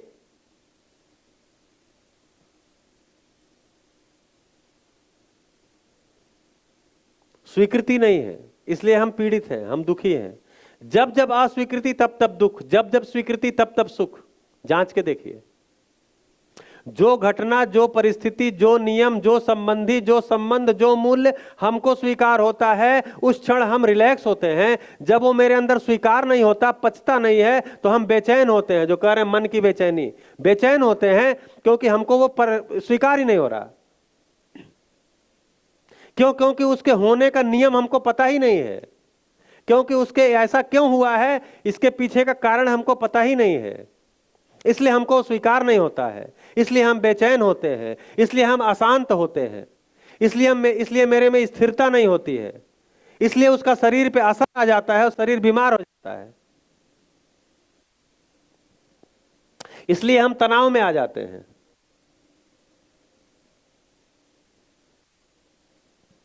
जी, क्या अज्ञानता या नासमझी का स्वीकार भी स्वीकार है? नहीं, अज्ञानता स्वीकार होगी ही नहीं तो स्वीकृति कहाँ हुई? अस्वीकृति हो गई। नहीं होगी तो दुखी होंगे। जैसे मैं अगर अज्ञान में हूं, हाँ जी, कुछ बोल रहे हैं? नहीं हो गया। हाँ, तो मैं अगर अज्ञान में हूं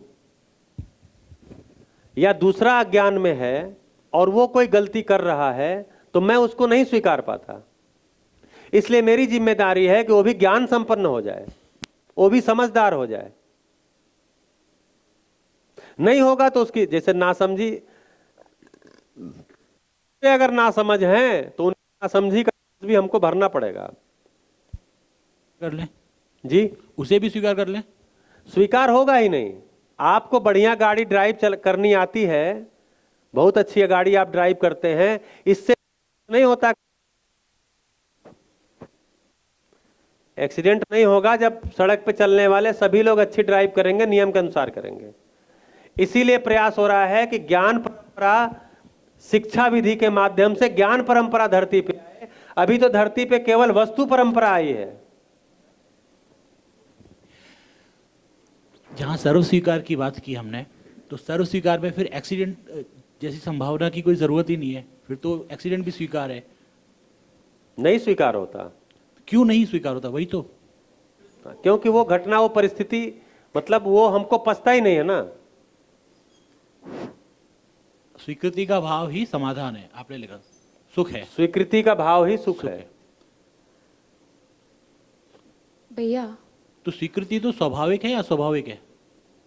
हाँ, स्वीकृति हमें हमें अपनी स्वीकृति, यहाँ तो स्वीकार भी करना ही पड़ रहा है ना इस स्थिति में, कि एक्सीडेंट है वो मुझे अस्वीकार है, और ये है वो स्वीकार है। कोई मुझे मिला तो मुझे स्वीकार है, नहीं मिला तो स्वीकार नहीं है।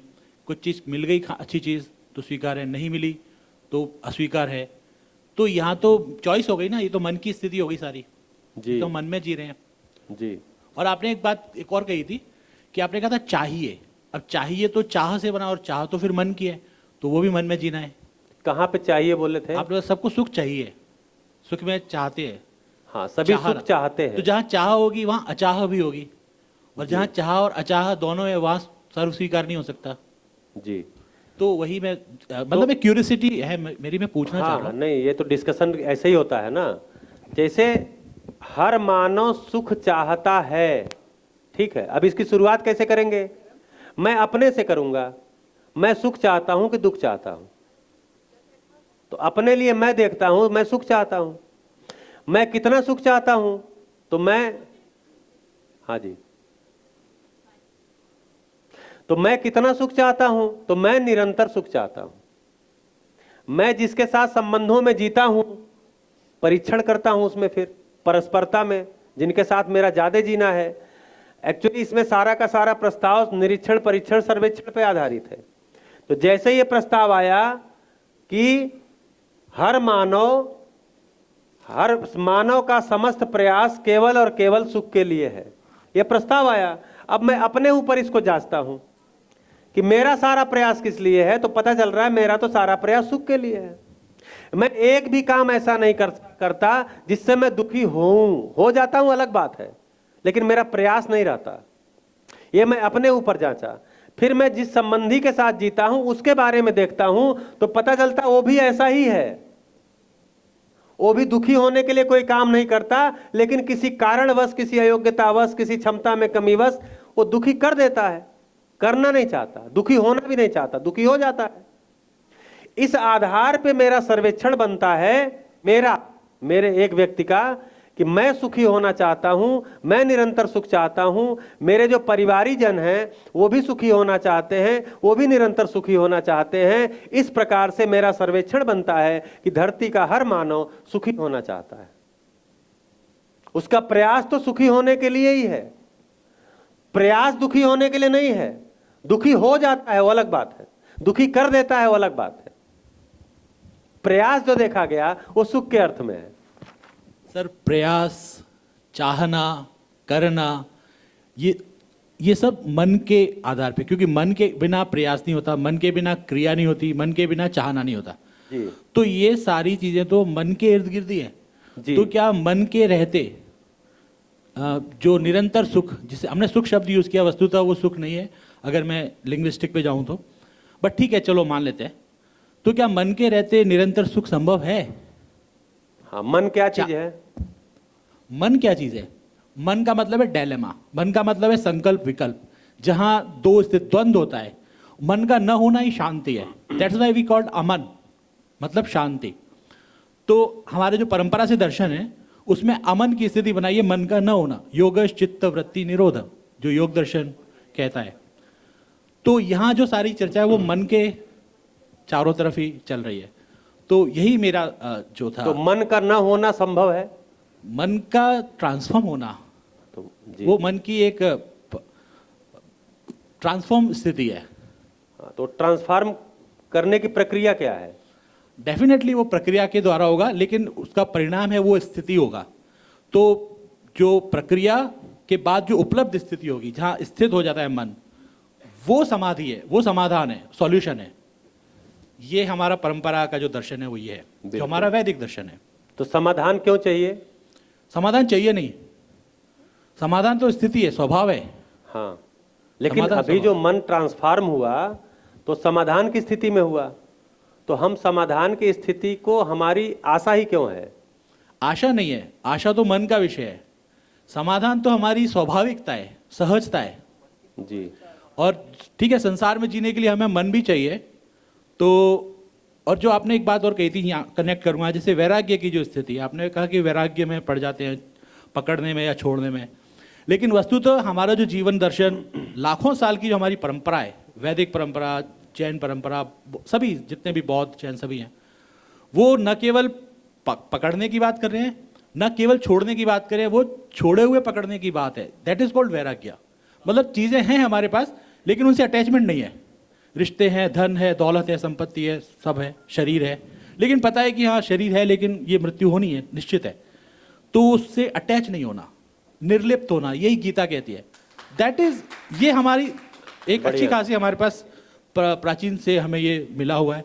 तो मैं ये कहना चाहता हूँ कि इस जीवन विद्या में ऐसा हम क्या समाधान तो है हमारे पास। सभी ने अलग अलग ढंग से इन बातों को कहा है। ओशो ने अपने ढंग से कहा होगा, कोई किसी का अपना वो नहीं है, किसी का टैग नहीं लगा हुआ, मेरा भी इसमें कुछ भी नहीं है अपना। ये सब हमारी हम सबका विजडम है, कहीं ना कहीं हम सबके भीतर ये बातें सुनी हुई, हमने जानी है इस जन्म में या शायद कभी पहले।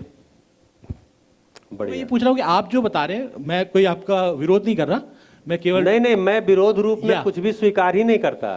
Okay, that's great. तो इसमें जो बात निकल करके आई वो ये है कि अभी आपने जो कहा वैराग्य, तो वैराग्य खराब है ऐसा नहीं कहा गया, मेरे द्वारा तो नहीं कहा गया कि वैराग्य खराब चीज है। लेकिन आपने वैराग्य का जो अर्थ किया ना, छोड़ना, हाँ वैराग्य का अर्थ छोड़ना नहीं है, रखे हुए मन से छूटा हुआ होना। चीजें हैं हमारे पास, लेकिन अटैचमेंट बस कार है, लेकिन मुझे पता है कि ये टेम्पररी है। वो तो लिंग्विस्टिक में जैसे विदेह का मतलब होता है कि देह है, लेकिन देह का हमको ध्यान नहीं है। हाँ। वैसे वैराग्य का मतलब है कि हम हैं, राग नहीं लेकिन होना। हम लिप्त नहीं है। हाँ, ठीक है। अटैच नहीं होना। तो अभी मैं प्रचलित अर्थ की बात कर रहा था कि जो हो रहा है, एक्चुअली जो अभी हम बात कर रहे हैं ज्ञान की कर रहे हैं, ठीक है। उस ज्ञान की बात में जो कुछ हो रहा है उसकी मैंने चर्चा किया था कि अभी जो हम सुख की चर्चा कर रहे हैं कि सुख जो है ये हर मानव की चाहत है, हर मानव की चाहत है, सुख चाहता ही है जी। हाँ हाँ, ठीक है, वो परंपरा में ये कहा गया, चाहत का मिट जाना का मतलब ये हुआ कि इच्छा का खत्म हो जाना। चाहत मिट जाना का मतलब इच्छा का खत्म हो जाना, इच्छा मुक्ति। चाहत ही दुख है, क्योंकि जी। चाह में चाहता हुआ व्यक्ति कभी भी तृप्त नहीं होता। चाह मतलब अपूर्णता, और अपूर्णता मतलब दुख। चाहत के साथ सुख, अब मैं सुख की चाहत कर रहा हूं। तो फिर मानव जन्म है किस लिए? जैसे अभी मैं उस चर्चा में जाना नहीं चाह रहा था, क्योंकि कल इसकी जो है, कल परसों में ये चर्चा होगी जो आपने मन कहा कि शरीर और मन इसमें क्या अंतर है। शरीर को हम क्रिया के रूप में देखते हैं, 5 कर्मेंद्रियां 5 ज्ञानेंद्रियों के रूप में एक व्यवस्था के रूप में देखते हैं। मन जिसको हम कह रहे हैं वो उन किन क्रियाओं के रूप में देखते हैं। क्या हम क्रिया के रूप में पहचान सकते हैं? क्या हम क्रिया के रूप में इसकी चर्चा कर सकते हैं? क्योंकि जो चीज़ पहचान सकते हैं, जिसकी चर्चा कर सकते हैं, वो शिक्षा में आ सकती है। जो चीज़ हम पहचान नहीं सकते, जिसकी चर्चा नहीं कर सकते, वो शिक्षा में नहीं आ सकती। कल इसकी चर्चा करेंगे। दूसरा, जो धरती पे मानव का अवतरण हुआ, मानव का आगमन हुआ, मानव भी इस धरती पर एक अभिन्न इकाई के रूप में है, तो मानव के धरती पे रहने का प्रयोजन क्या है? धरती पर होने का प्रयोजन क्या है? खाना पीना सब चीज़ मिटाना, क्या यही प्रयोजन है? अभी तक ये देखने में आया है कि जिन लोगों ने भी अच्छी बातें की या खराब बातें की, वो सभी लोग मिल करके पदार्थ को बिगाड़ने में, पेड़ पौधों को, पशु पक्षी को, संबंध को खराब करने में लगे हुए हैं। दुनिया में सबसे ज्यादा युद्ध धर्म के नाम पे हुए हैं, जबकि धर्म को कहा गया कि सब भाईचारे का प्रतीक है। ये सब प्रमाण के रूप में आया है। तो इसलिए मानव का धरती पे होने का प्रयोजन क्या है, इसको पकड़ने की कोशिश में आया कि ये सारी चीजें क्यों कर रहा है, क्योंकि वो सुखाकांक्षी है, वो सुख चाहता है। थोड़ा माइक दे दीजिए, पीछे आवाज नहीं आ रही। वो कहीं से अपन ये कह सकते हैं कि मानव शरीर में आने से पहले जो चेतना होती है वो किसी आनंद भाव से टूट के इस शरीर में आती है और उसकी चाह के कारण वो बेचैन रहता है। मतलब देवता और जो अपन कहते हैं ना मनुष्य के बीच में जो डिस्टेंस है, तो वो वही है कि ऐसा कुछ मैं कहीं से जो आनंद में था और छूट के आया हूँ मैं, जहां तक जो मेरा अनुभव है। हाँ, ठीक और है, जो देखिए, एक ये तादात्म्य चर्चा- है, जो भाई साहब के शब्दों को एक शब्द में कहूंगा कि शरीर और मन के बीच का जो तादात्म्य टूट जाना, साक्षी भाव में हो जाना कि ये सब व्यर्थता है, क्योंकि 70 साल का सफर है, बाकी सबको जाना है। तो अब इसको जानना कैसे है कि भी आवश्यकता भी है, जीना भी है, पर इस किसी शरीर को देखते हुए, मैं किसी शरीर नहीं हूं और शरीर की मैं भीतर जो चेतना है उसको देखते हुए शरीर के साथ जीना, ये सुख की परिभाषा होगी। मेरा अनुभव ये कहता है। जी। तो जैसे अगर हम किसी चीज से टूटे हैं तो क्यों टूटे हैं, क्या जरूरत दिशा में जाएगी? नहीं, ये मतलब जैसे कि जैसे अपन आपने कहा कि मानो एक चेतनापूर्ण प्राणी है। एक जानवर नहीं समझ सकता है कि मैं बेचैन हूं। वो जैसे गाय है या भैंस है, तो वो ये नहीं कहते कि मैं भैंस हूं, उनको ये समझ नहीं है। प्रकृति के साथ वो जी रहा है कि मैं जो आया है आहार ले रहा हूं और जा रहा हूं। अपन में एक चेतना है कि व्हाट अबाउट थिंग्स, अपन क्यों आए और क्यों जा रहे हैं। मतलब अपन में ये चेतना आ गई कि भी अरे यार हो क्या रहा है, मतलब आ गए और मर गए। ये चेतना का नाम ही मानव की जो चेतना विकास की जो बात करते हैं कि अपन ये चर्चा क्यों कर रहे हैं, अपन में ये क्लिक क्यों हो रहा है। तो कहीं ना कहीं अपनी जो मनुष्य, जो सारे जीव जंतु, जो प्रकृति के नियम है, उससे जो एक जो अपन कहते हैं ना मक्खन है उस मानव जाति को, वो एक सोच रहा है कि व्हाट अबाउट थिंग्स, मतलब अपन क्यों आए और क्यों गए और क्यों जी रहे हैं, बस। ठीक है। बस आपकी का जो अर्थ निकालेंगे। हेलो, तो अभी अगर हम आपकी बात का जो अभी आपने कहा उसका यही अर्थ निकलेगा कि मानव के पास प्रश्न है। कल जो चर्चा हुई थी, आप पता नहीं थे या नहीं थे, कि मानव ज्ञानावस्था की इकाई है, ये ज्ञान से कम में तृप्त नहीं होता, अर्थात इसको प्रश्नों के उत्तर से कम में तृप्त नहीं होता। तो अभी आपने कहा ना कि वो सोचता है कि क्या है, क्यों है, कैसे है, इसका मतलब उसके पास प्रश्न है। अब वो प्रश्न के साथ बना नहीं रहना चाहता, उसके उत्तर चाहता है। नहीं, ये प्रश्न वही है कि जागृत अवस्था वाले में सारे सोए हुए हैं। या आप शिक्षा की बात सही कह रहे हैं। आप जागृत अवस्था में एक यहाँ मनुष्य भी प्राणी बैठे हुए आती है। व्यक्ति के पास प्रश्न है ना। अभी प्रश्न तो सर भौतिक संसाधनों के, जागृत पुरुष के ये प्रश्न नहीं होंगे। तो भौतिक नहीं, तो भौतिक संसाधन के साथ जो प्रश्न है, सुख की डेफिनेशन कोई एक आइडेंटिटी किसी मनुष्य जाति के लिए डेफिनेशन नहीं है। मेरे को मर्सिडीज चाहिए, वो मेरा सुख है। अब मेरे बच्चे को मैं बोलता हूँ जीवन विद्या में जा के, पापा ये आपका काम है, ये मेरा काम नहीं है। अब उसको मैं कितना ही समझा दूंगा, पर वो बोला, वो जब तक उस अनुभव से पूर्ण नहीं होगा, भी संसार से पूर्णतः आप अनुभव से मुक्त हो जाओगे कि यार यहाँ ठोकर लगने वाली है, कहीं से सुख मिलने वाला नहीं है, अब मैं कहाँ खोजूं। तो ये अनुभव से ही एक नई दिशा ला सकती, मेरा जीवन का अनुभव ये कहता है। तो फिर उन मानव के साथ क्या किया जाए? ये तो सर मैं अपनी बात कह सकता हूँ, आगे के लिए तो अपन मैं मतलब उनके साथ काम करना है कि नहीं करना है, जिनको लगता है मर्सिडीज में ही सुख है। मैं ये तो इसके लिए ही आया हूं कि मैं बच्चे को कैसे परिवर्तित करूं। वो मैं मेरे आइडियोलॉजी से मैं जी रहा हूं, वो अपनी आइडियोलॉजी से जी रहा है। और आपका अगर ये ज्ञान मैं उसको ट्रांसफर करता हूं तो वो पात्रता ही नहीं बनती उसकी, वो एक्सेप्ट ही नहीं करता वो।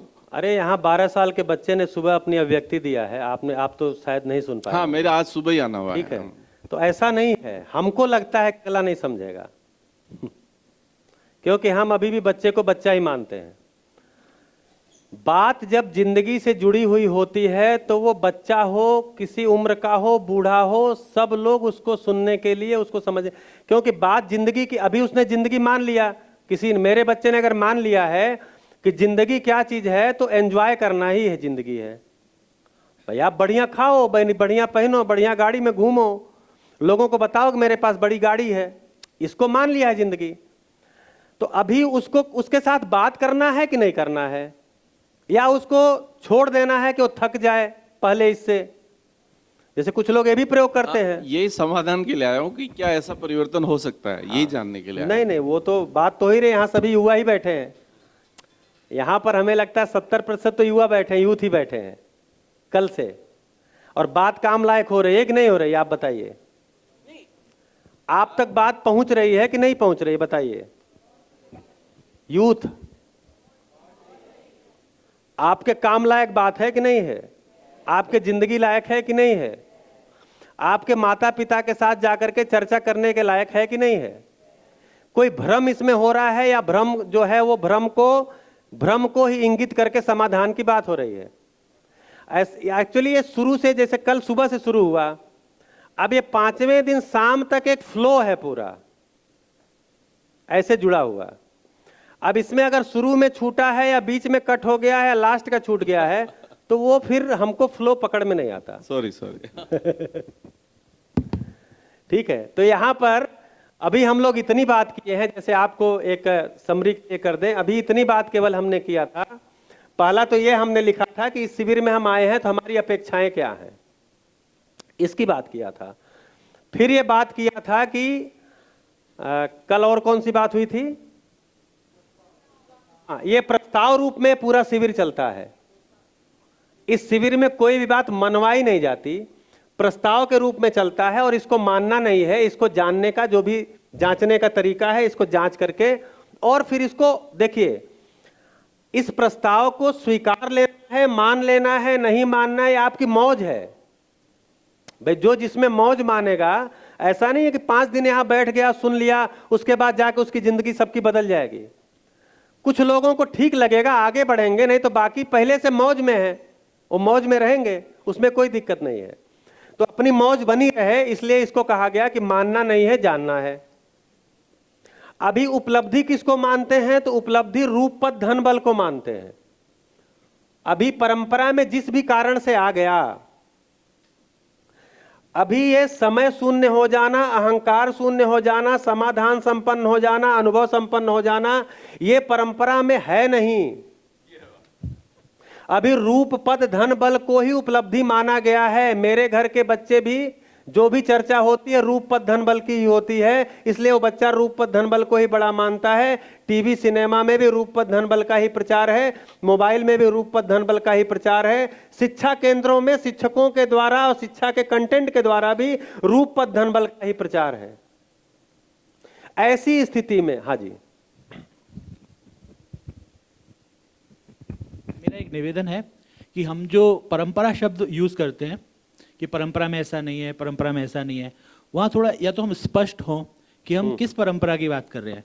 क्योंकि जो हम अपनी वैदिक परंपरा की बात करते हैं, तो जैसा हमने सुना है कि 1 अरब 96 करोड़ वर्ष की हमारी संस्कृति है, और हम हर साल विक्रम संवत जो मनाते हैं, नया साल जो आने वाला है कुछ दिन बाद, तो इतनी पुरानी हमारी संस्कृति, जहाँ वेद है, उपनिषद है, दर्शन है, इतने सारे 6 दर्शन हमारे भारतीय वैदिक दर्शन है, जैन दर्शन है, बौद्ध दर्शन है, तो इतनी बड़ी परंपरा में क्या हम ऐसा कहना चाह रहे हैं परंपरा से कि परंपरा में कुछ नहीं है और जो भी प्रयोग है ये बिल्कुल नया प्रयोग है और यही इंसान को जीना सिखा रहा है, जो हर तरह की बात कहेगा, हर तरह के समाधान देगा, इससे पहले कोई समाधान ही नहीं है? क्या ऐसा आप कह रहे हैं, मैं नहीं कह रहा। क्या ये नहीं, मैं पूछ रहा हूँ, अच्छा। क्या परंपरा का अर्थ ये है आपका? नहीं। या परंपरा का अर्थ ये है कि अभी जो चल रहा है, जो प्रचलन में दिख रहा है, आज भी धन पद रूप बल का निश्चित रूप से महत्व है, बहुत महत्व है, लेकिन फिर भी हम यहाँ बैठे हुए सभी लोगों से मैं कहना चाहूंगा कि हम भी संबंधों में जी रहे हैं और हम पूरी तरह से धन पद रूप पद के गुलाम नहीं हैं। आज भी हम दोस्ती करते हैं धन पद रूप पद, रूप देख के, पद देख के या धन देख के नहीं करते। कुछ लोग करते होंगे, लेकिन हमारे दोस्त हैं, गरीब है, काले हैं, जैसे भी जो भी डेफिनेशन है, कम रूप वाले हैं दोस्त हमारे, हम सबके होते हैं। हम कोई धन पद रूप बल देख के प्रेम नहीं करते किसी से, कुछ लोग करते होंगे। तो ये भी कोई प्रचलन ऐसा अनिवार्य नहीं है कि ऐसा ही है, ऐसा ही होता है। देखिए फर्क इससे पड़ता है मास क्या कर रहा है, फर्क इससे नहीं पड़ता मैं इंडिविजुअल क्या कर रहा हूं। नहीं, मैं इंडिविजुअल की बात नहीं, इसलिए मैंने सबको साथ में लिया। क्या हम दोस्ती, बताइए, मैं सबसे पूछ रहा हूं, क्या हम दोस्ती धनपद रूपबल देख के करते हैं या प्रेम भाईचारा देख के करते हैं? धनपद रूपबल से वो भाईचारा करते हैं, चलिए बहुत अच्छी बात है। कितने लोग केवल धनपद रूपबल के आधार पर दोस्ती करते हैं? कर दीजिए हाथ खड़े। बिल्कुल भैया ये चर्चा दूसरी दिशा में जा रही है। नहीं, मैं जो कहा नहीं हूं वो आप कह रहे हैं। आप जो शब्द बोल रहे हैं, मैं केवल मैं खुद भी पूछना चाह रहा हूं आपसे। हम रूप पद धन बल के आधार पे दोस्ती नहीं करते, लेकिन रूप को ही ठीक करने में हमारा ज्यादा पैसा और श्रम जा रहा है।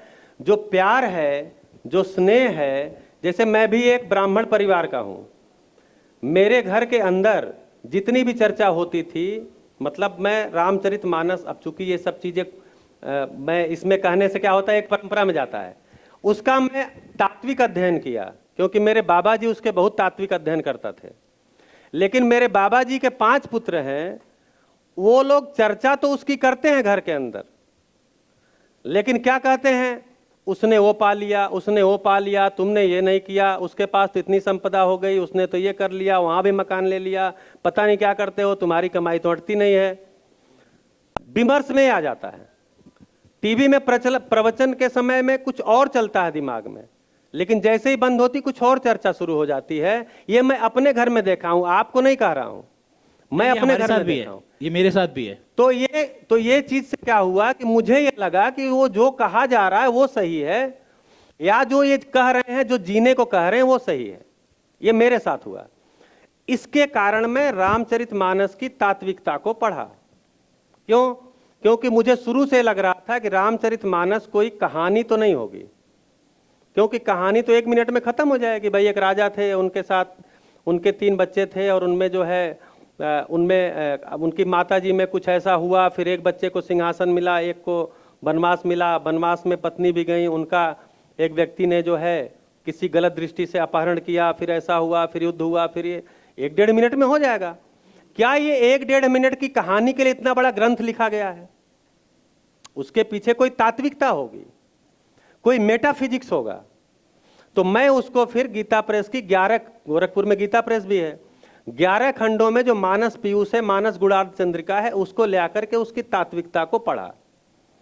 फिर हमें लगा ये जो कहानी सुना करके कहते हैं इसको मानो, उससे अच्छा है ये कहते हैं कि इसकी तात्विकता को पढ़ो, तो शायद ज्यादा प्रभाव पड़ जाता। तो तात्विकता में नहीं गए किसी चीज के, मतलब मैं अपने लिए देखता हूं।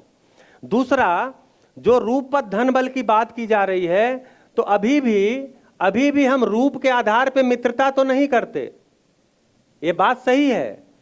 कल यहां सदन में ही ये चर्चा में आया था, बच्चों ने ही कहा था कि हम रूप के आधार पर मित्रता नहीं करते, व्यवहार के आधार पर मित्रता करते हैं। लेकिन अपना क्या ठीक करने में लगे हैं, रूप या व्यवहार? क्योंकि व्यवहार को ठीक करने का कंटेंट उपलब्ध नहीं है शिक्षा में, परंपरा में, घरों में भी धीरे धीरे खत्म हो रहा है। छोटी सी बात, मैं डिस्टर्ब नहीं करना चाहूंगा किसी को, मुझे अधिकार भी नहीं है।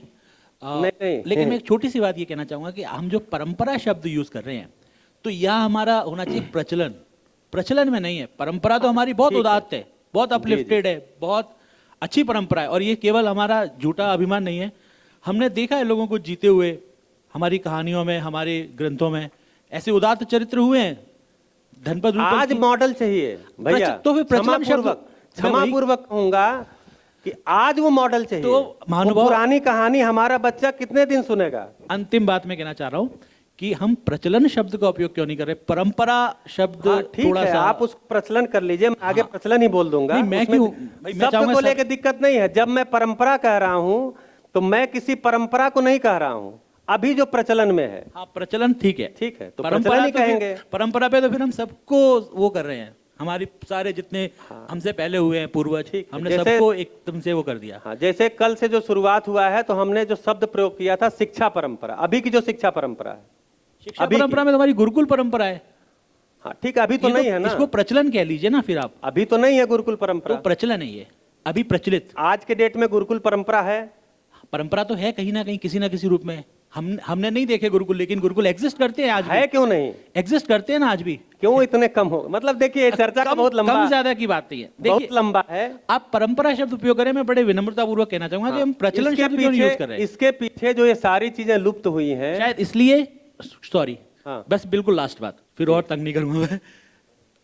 क्या इसके पीछे ये रीजन है कि हम, हमारे पास जो कंटेंट है, हम उसको ही स्थापित करना चाह रहे हैं? ऐसा तो कोई अगर पहले ऐसा- लिख दिया कि मानना ही नहीं है। ठीक है, धन्यवाद। सर यहाँ पहले ही लिख दिया कि यहाँ जो कुछ भी रखा जा रहा है वो प्रस्ताव है, मानना नहीं है।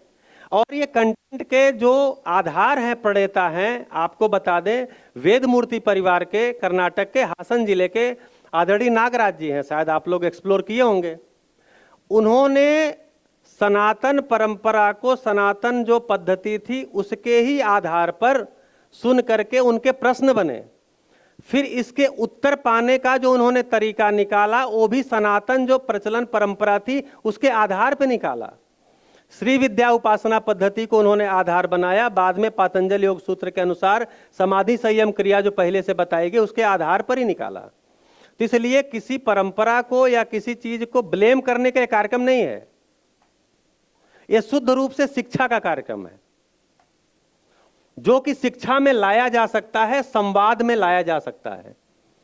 यहां कल इस पे भी चर्चा हुई थी, यह शुद्ध रूप से संवाद का कार्यक्रम है।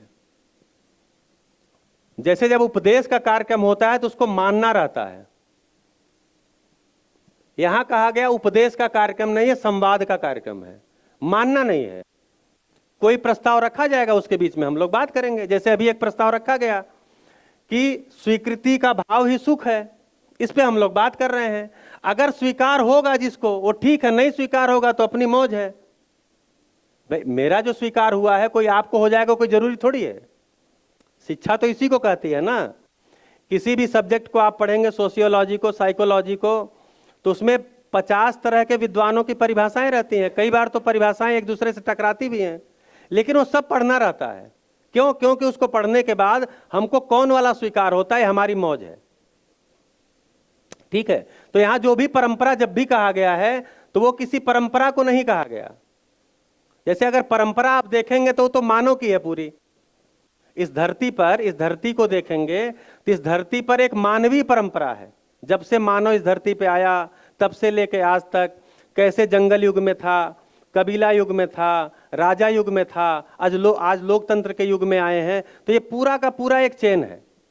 इसके पहले भी हो सकता है धरती न रहे, उसके पहले भी कोई जो है वो प्रचलन रहा हो, कोई परंपरा रही हो। तो अभी जो हम बात परंपरा कह रहे हैं अभी हम प्रचलन को ही कह रहे हैं।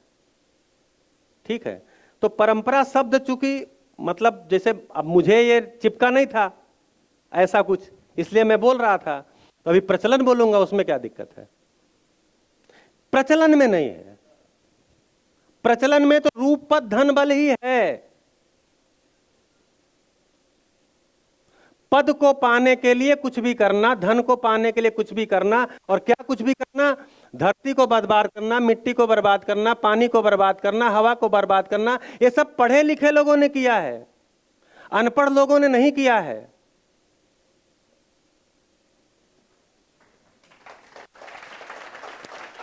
मिट्टी को, पानी को, हवा को बर्बाद करने में अनपढ़ लोगों की बहुत कम भूमिका है, पढ़े लिखों की ज्यादा भूमिका है। क्यों? क्योंकि उनको पद धन बल ही, रूप पद धन बल ही बड़ा लगता है, और आहार निद्रा भय मैथुन यही कार्यक्रम लगता है। आहार निद्रा भय प्रजनन यही कार्यक्रम के रूप में दिखता है। जैसे सुखी होने के यही 4 तरीके दिखते हैं। आहार के माध्यम से सुखी होना, आहार के माध्यम से सुखी होने गए तो आहार की वैरायटी क्वांटिटी में गए, उसमें मिट्टी को खराब किया, पेड़ पौधों को खराब किया, और जेनेटिकली मॉडिफाइड बीज में चले गए। निद्रा यानी आराम, आराम के मामले में गए तो घर को बनाने का तरीका, घर के अंदर जो सामान रखने का सारा कुछ मैन्युफैक्चरिंग का तरीका, ऐसे तरीके में गए जिसमें मिट्टी, पानी, हवा, सारे हवा को बर्बाद कर दिया। क्यों? क्योंकि इससे हम सुखी होना चाहते हैं। भयभीत करना, भयभीत होना भी कार्यक्रम हो गया। भयभीत होने से भी सुखी होने का प्रयास होने लगा। हॉरर फिल्में बनने लगी कि भयभीत होकर हम सुखी हो जाएंगे, या किसी को भयभीत करके सुखी हो जाएंगे। और तीसरा चौथा जो है वो प्रजनन। ये सारा कुछ क्यों हुआ? ये सारा कुछ पढ़े लिखे लोग कर रहे हैं। ये रूप पद धन बल के चक्कर में पढ़े लिखे लोग हैं। इसके चक्कर में धरती को बर्बाद किया, पेड़ पौधों को किया, संबंध को भी बर्बाद किया। आजादी के समय में जो, अगर आजादी को हम, हालांकि जैसे आप कह रहे हैं, मतलब हम सब भी यही कह रहे हैं कि परंपरा कोई आजादी से नहीं शुरू हुई है। परंपरा आजादी के हजारों लाखों साल पहले से है। लेकिन अगर आजादी को ही बाउंड्री माने तो आजादी के समय में जिस प्रकार से लोगों का संबंधों में जीने की योग्यता थी, आजादी के 75 साल में वो संबंधों में जीने की योग्यता और कम हुई है। एक भी संबंध हमारे पास नहीं बताने का है जो गिला शिकवा शिकायत मुक्त हो। अपवाद स्वरूप होगा कुछ घरों में, प्रचलन में नहीं है। मास में नहीं है, जबकि शिक्षा लगातार बढ़ी है, 14% से 74% पर आई है। हाँ जी,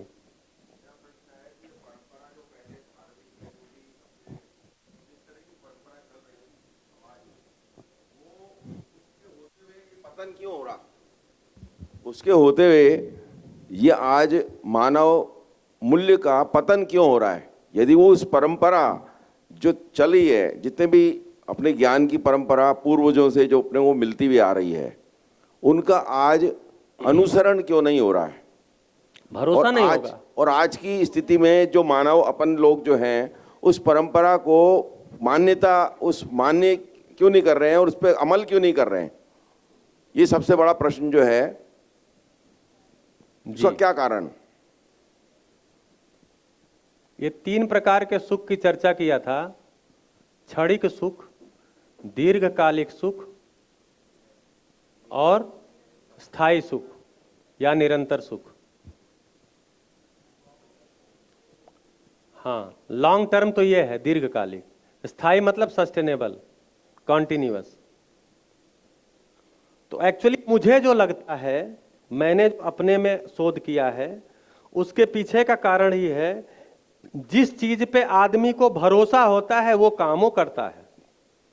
आज भी हम वही करते हैं जिस पे हमको भरोसा है। भाई, खेती हम तब करते हैं क्योंकि हमको पता है कि खेती में अनाज का उत्पादन होगा। जिनका भरोसा खेती से टूट गया वो कर नहीं रहे, छोड़ दिए। हम कोई व्यवसाय तब कर रहे हैं जबकि हमको पता है कि इससे हमारे घर का खर्चा चलेगा। जिस क्षण हमको भरोसा हो गया कि इस व्यवसाय से हमारे घर का खर्चा नहीं चलेगा, हम छोड़ देते हैं।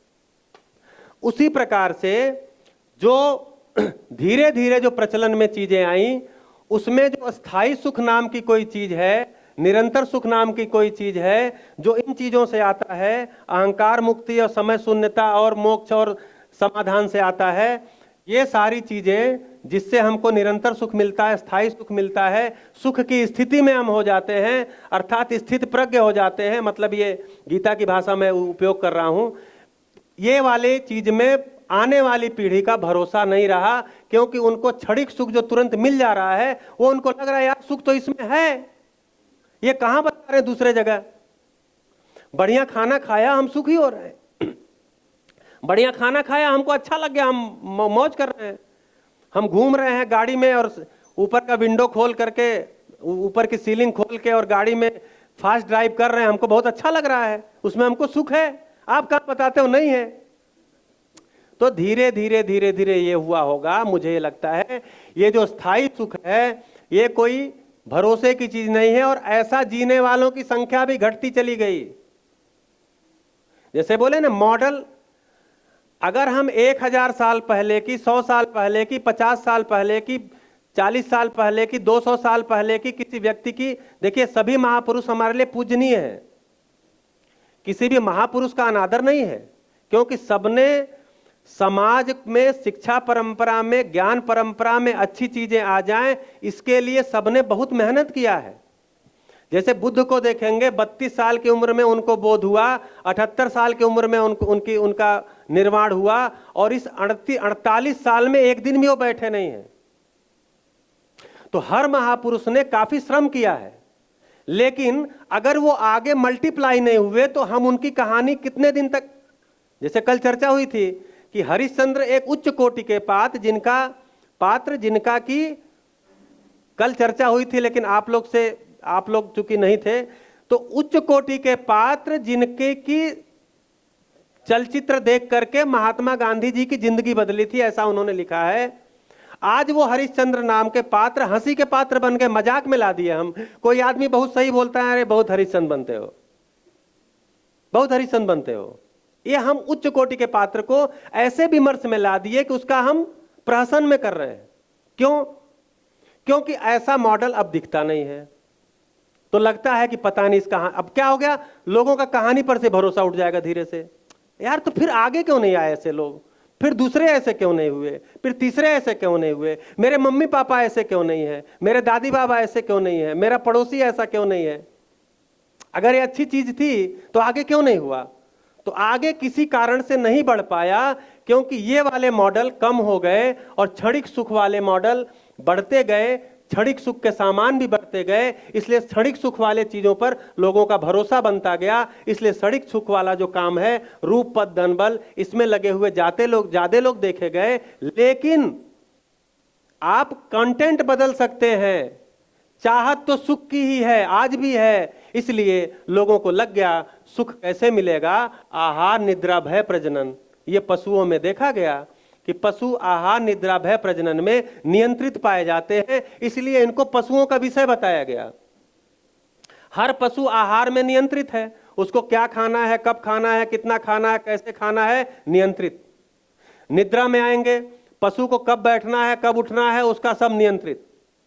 ऐसा नहीं है कि कोई पशु को आप छोड़ दीजिए तो लेटा ही रहेगा दिन भर। निद्रा मतलब विश्राम, आराम। उसी तरह से भय, अगर कोई जानवर, कोई हिंसक जानवर किसी दूसरे जानवर को दौड़ा रहा है, जैसे शेर अगर हिरन को दौड़ा रहा है और हिरन या बकरी जो आगे दौड़ रही है उसको कहीं डांस देने का मौका मिल गया और ये आगे बढ़ गया शेर, तो फिर वो हिरन या बकरी क्या करेगा, अपना घास खाना शुरू कर देगा। लेकिन आदमी में नहीं देखा गया। आदमी, अगर एक आदमी दूसरे आदमी को बंदूक लेके दौड़ा रहा है, आगे वाला आदमी अगर कहीं डांस दे गया, पीछे वाला आगे निकल गया, तो भी इन महोदय को 3 दिन भूख नहीं लगेगी, नींद नहीं आएगी। उसमें ही निरंतरता की तलाश हो गई। तो क्या हो गया कि आहार निद्रा भय और प्रजनन को देखने जाएंगे तो जानवरों में प्रजनन सुख के अर्थ में, चूंकि सुख उनकी चाहत भी नहीं है, तो प्रजनन व्यवस्था के अर्थ में, वंश वृद्धि के अर्थ में देखा गया। मानव को देखने जाएंगे तो आहार के मामले में अनियंत्रित पाया जाता है। इसको पशु का विषय क्यों कहा गया, क्योंकि उसमें वो नियंत्रित है। मानव का विषय इसलिए इसको नहीं कहा गया क्योंकि इसमें नियंत्रित ही नहीं है, आहार में नियंत्रित नहीं है। निद्रा में अगर नहीं कुछ काम है तो निद्रा में ही है। भय में भयभीत करना, भयभीत होना, उसी में निरंतरता बनाना, यह भी उसने कार्यक्रम मान लिया। प्रजनन को सुख का आधार बना दिया, उसमें बहुत सारे अपराध में, क्राइम में पूरे देश में, दुनिया में सुनने को ही मिल रहा है। तो सुखी होना चूंकि चाहता ही है, चाहता ही है, चाहता ही है। मैं अपने को देखूं तो मैं सुखी होना चाहता हूं, अर्थात मैं दुखी होना नहीं चाहता। सुख की चाहत मेरे में है, मैं सुख को चाहता हूं, सुख को चाहता हूं। मोमेंट्री सुख जो है उसका धन्यवाद इसलिए क्योंकि वो मेरी चाहत को बढ़ाया, लेकिन उससे पूरी नहीं हो पाएगी, होगी तो स्थायी से होगी, जिसको हम समाधान की स्थिति कह रहे हैं, जिसको हम स्थिति प्रज्ञ की स्थिति कह रहे हैं, जिसको हम ज्ञान की स्थिति कह रहे हैं, जिसको आगे कल चर्चा होगी या परसों होगी, जिसको हम समाधान की, अनुभव की स्थिति कह रहे हैं, प्रश्न मुक्ति की स्थिति कह रहे हैं। ये हम चाहते हैं, मेरे में चाहत है। अब हमको टूल क्या मिल गया, तो हमको टूल मिल गया आहार निद्रा भय मैथुन का सामान। हमको लग रहा है इसी से हो जाएगा, तो हम इसी की वैरायटी क्वांटिटी में जा करके सुख को बढ़ाना चाह रहे हैं। जबकि यहां यह कहा जा रहा प्रस्ताव के रूप में, इसमें कितनी भी वैरायटी क्वांटिटी में चले जाएं, इसका स्वभाव ही नहीं है कि आपको निरंतर सुख दे देगा। ये हमेशा जब भी देगा मोमेंट्री देगा। आप इसमें कितना भी समय लगा दे, कितना भी धन लगा दे, कितना भी श्रम लगा दे, अंत में मोमेंट्री सुख ही हाथ लगने वाला है। क्यों? क्योंकि स्थायी सुख समझ से आने वाला है, और मानव जो है वो समझने के लिए ही धरती पर है, समझने और जीने के लिए है। ये ज्ञानावस्था की इकाई है, ये ज्ञान परंपरा को ही स्थापित करेगा। जो भी परंपरा की बात हो रही है वो ज्ञान परंपरा ही है। तो मानव की धरती पर अगर कोई स्थायी टिकाऊ परंपरा है वो ज्ञान परंपरा ही है। जब तक ज्ञान के आधार पर बातें होती थी तब तक वो परंपरा के रूप में पहचाना जाता है, लेकिन जैसे ही भोग की तरफ चले गए, केवल भोग की तरफ चले गए, वो ब्रेक हो गया। फिर अब हम नहीं बात कर सकते, फिर हम रूप पद धन बल में ही जाएंगे, फिर हम आहार निद्रा भय मैथुन को ही टूल के रूप में यूज करेंगे। क्यों? क्योंकि इसका सुख हमको तुरंत मिल जाता है, हमको लगता है इसी में सुख होगा। जबकि प्रस्ताव के रूप में आपके सामने रखा ही जा सकता है कि इसमें हम कितना भी समय श्रम लगाएंगे, इससे मिलने वाला सुख टेम्परेरी होगा, मोमेंट्री होगा, परमानेंट नहीं होगा, स्थायी नहीं होगा, टिकाऊ नहीं होगा, निरंतर नहीं होगा। जबकि मैं निरंतर सुख चाहता हूं। इससे फिर यहां से निकला कि जो चीज मैं चाहता हूं, मैं सुख चाहता हूं, तो सुख है क्या चीज? तो अपने में जांच के देखा जाए, सुख जिसको हम कह रहे हैं, हम कब कब रिलैक्स फील करते हैं? जब जब जो घटना परिस्थिति हमको स्वीकार होती है, हम रिलैक्स होते हैं। अब ये स्वीकृति निरंतरता में हो जाए, यानी मैं घटना से, निसर्ग से, वातावरण से अप्रभाविता की स्थिति में आ जाऊं, अर्थात मेरे में स्वीकृति का भाव आ जाए, भाव में हो जाऊं। इसलिए यहां लिखा है स्वीकृति का भाव। भाव का मतलब स्थायी, मेरे में हो गया, उसको कर, उसके लिए अध्ययन और अभ्यास है, उसके लिए संवाद है, संवाद पूर्वक ही हो पाएगा। अभी शिक्षा में अगर बात कर रहे हैं, शिक्षा से इतर बात करते हैं, तो फिर वो अनुसंधान, ध्यान परंपरा और जो परंपरा है उसके आधार पे हम उसको पा सकते हैं। ऐसा हमको वहां भरोसा दिलाया गया है। मैं ऐसा नहीं कह सकता क्योंकि मैं उसमें गया ही नहीं हूं। अगर मैं अष्टांग योग में नहीं गया, यम नियम, आसन, प्राणायाम, प्रत्याहार, धारणा, ध्यान, समाधि, संयम, इसमें नहीं गया, मैं विभूतिपाद में स्थित नहीं हुआ जिसमें तीनों एकत्रित करते हैं, जिससे संयम क्रिया करते हैं, तो मैं उसके बारे में आपको बात नहीं कर सकता। हाँ, क्लासरूम में टीचर के रूप में बच्चों के साथ ये बात कर सकता हूं कि हम चाहते तो सुख ही हैं, और सुख चाहने के लिए समझना जरूरी है, समझने के लिए कंटेंट का होना जरूरी है, और कंटेंट जो है अगर आहार निद्रा भय प्रजनन वाला है, कंटेंट अगर रूप पद धन बल वाला है, तो इससे तो हम सुखी नहीं हो पाएंगे। इसलिए इसके जगह पर क्या कंटेंट लाया जाए, या शिक्षा के अंदर क्या और कंटेंट जोड़ दिया जाए जिससे कि सुख वाली भी शिक्षा में जो सुख वाली है, हैप्पीनेस वाली है, खुशी वाली है, जो हमको शांत करेगी, जो हमको अनुभव की तरफ लेकर के जाएगी, वो वाली शिक्षा के अंदर ही जुड़ जाए, और ऐसे शिक्षक भी तैयार हो जाएं जो कि इसको शिक्षा में लेकर के आगे बढ़ पाएं। उसके लिए कार्यक्रम है। तो अभी जो हम कर रहे हैं ये लोक शिक्षा है, इसके बाद शिक्षा का मानवीकरण है। शिक्षा का मानवीकरण होगा तो फिर जो सुखी होने की हमारी, निरंतर सुख की हमारी जो प्यास है ये पूरी हो जाएगी, अर्थात हम सुख के भाव में आ जाएंगे। अभी हम अभाव में हैं, सारा सामान घर में भरा हुआ है लेकिन फिर भी अभाव की मानसिकता में है। क्यों? क्योंकि हमने समझ लिया है रूप पद धन बल ही सब कुछ है। इतनी बात हमको कहनी थी।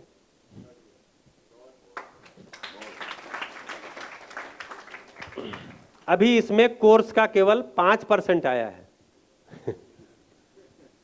हाँ, अभी आज लंच के बाद से हम लोग कुछ और सत्य चीजों पर चर्चा करेंगे, और कल जो है हम लोग जो मन है, शरीर ही केवल नहीं है, जो मन भी है, उस मन की एक एक क्रिया पर हम लोग चर्चा करेंगे। अपने अंदर उस क्रिया को हम पहचान पा रहे हैं कि नहीं पहचान पा रहे हैं, उसको हम देखने की चेष्टा करेंगे। हो गया समय? चलिए, बहुत बहुत धन्यवाद।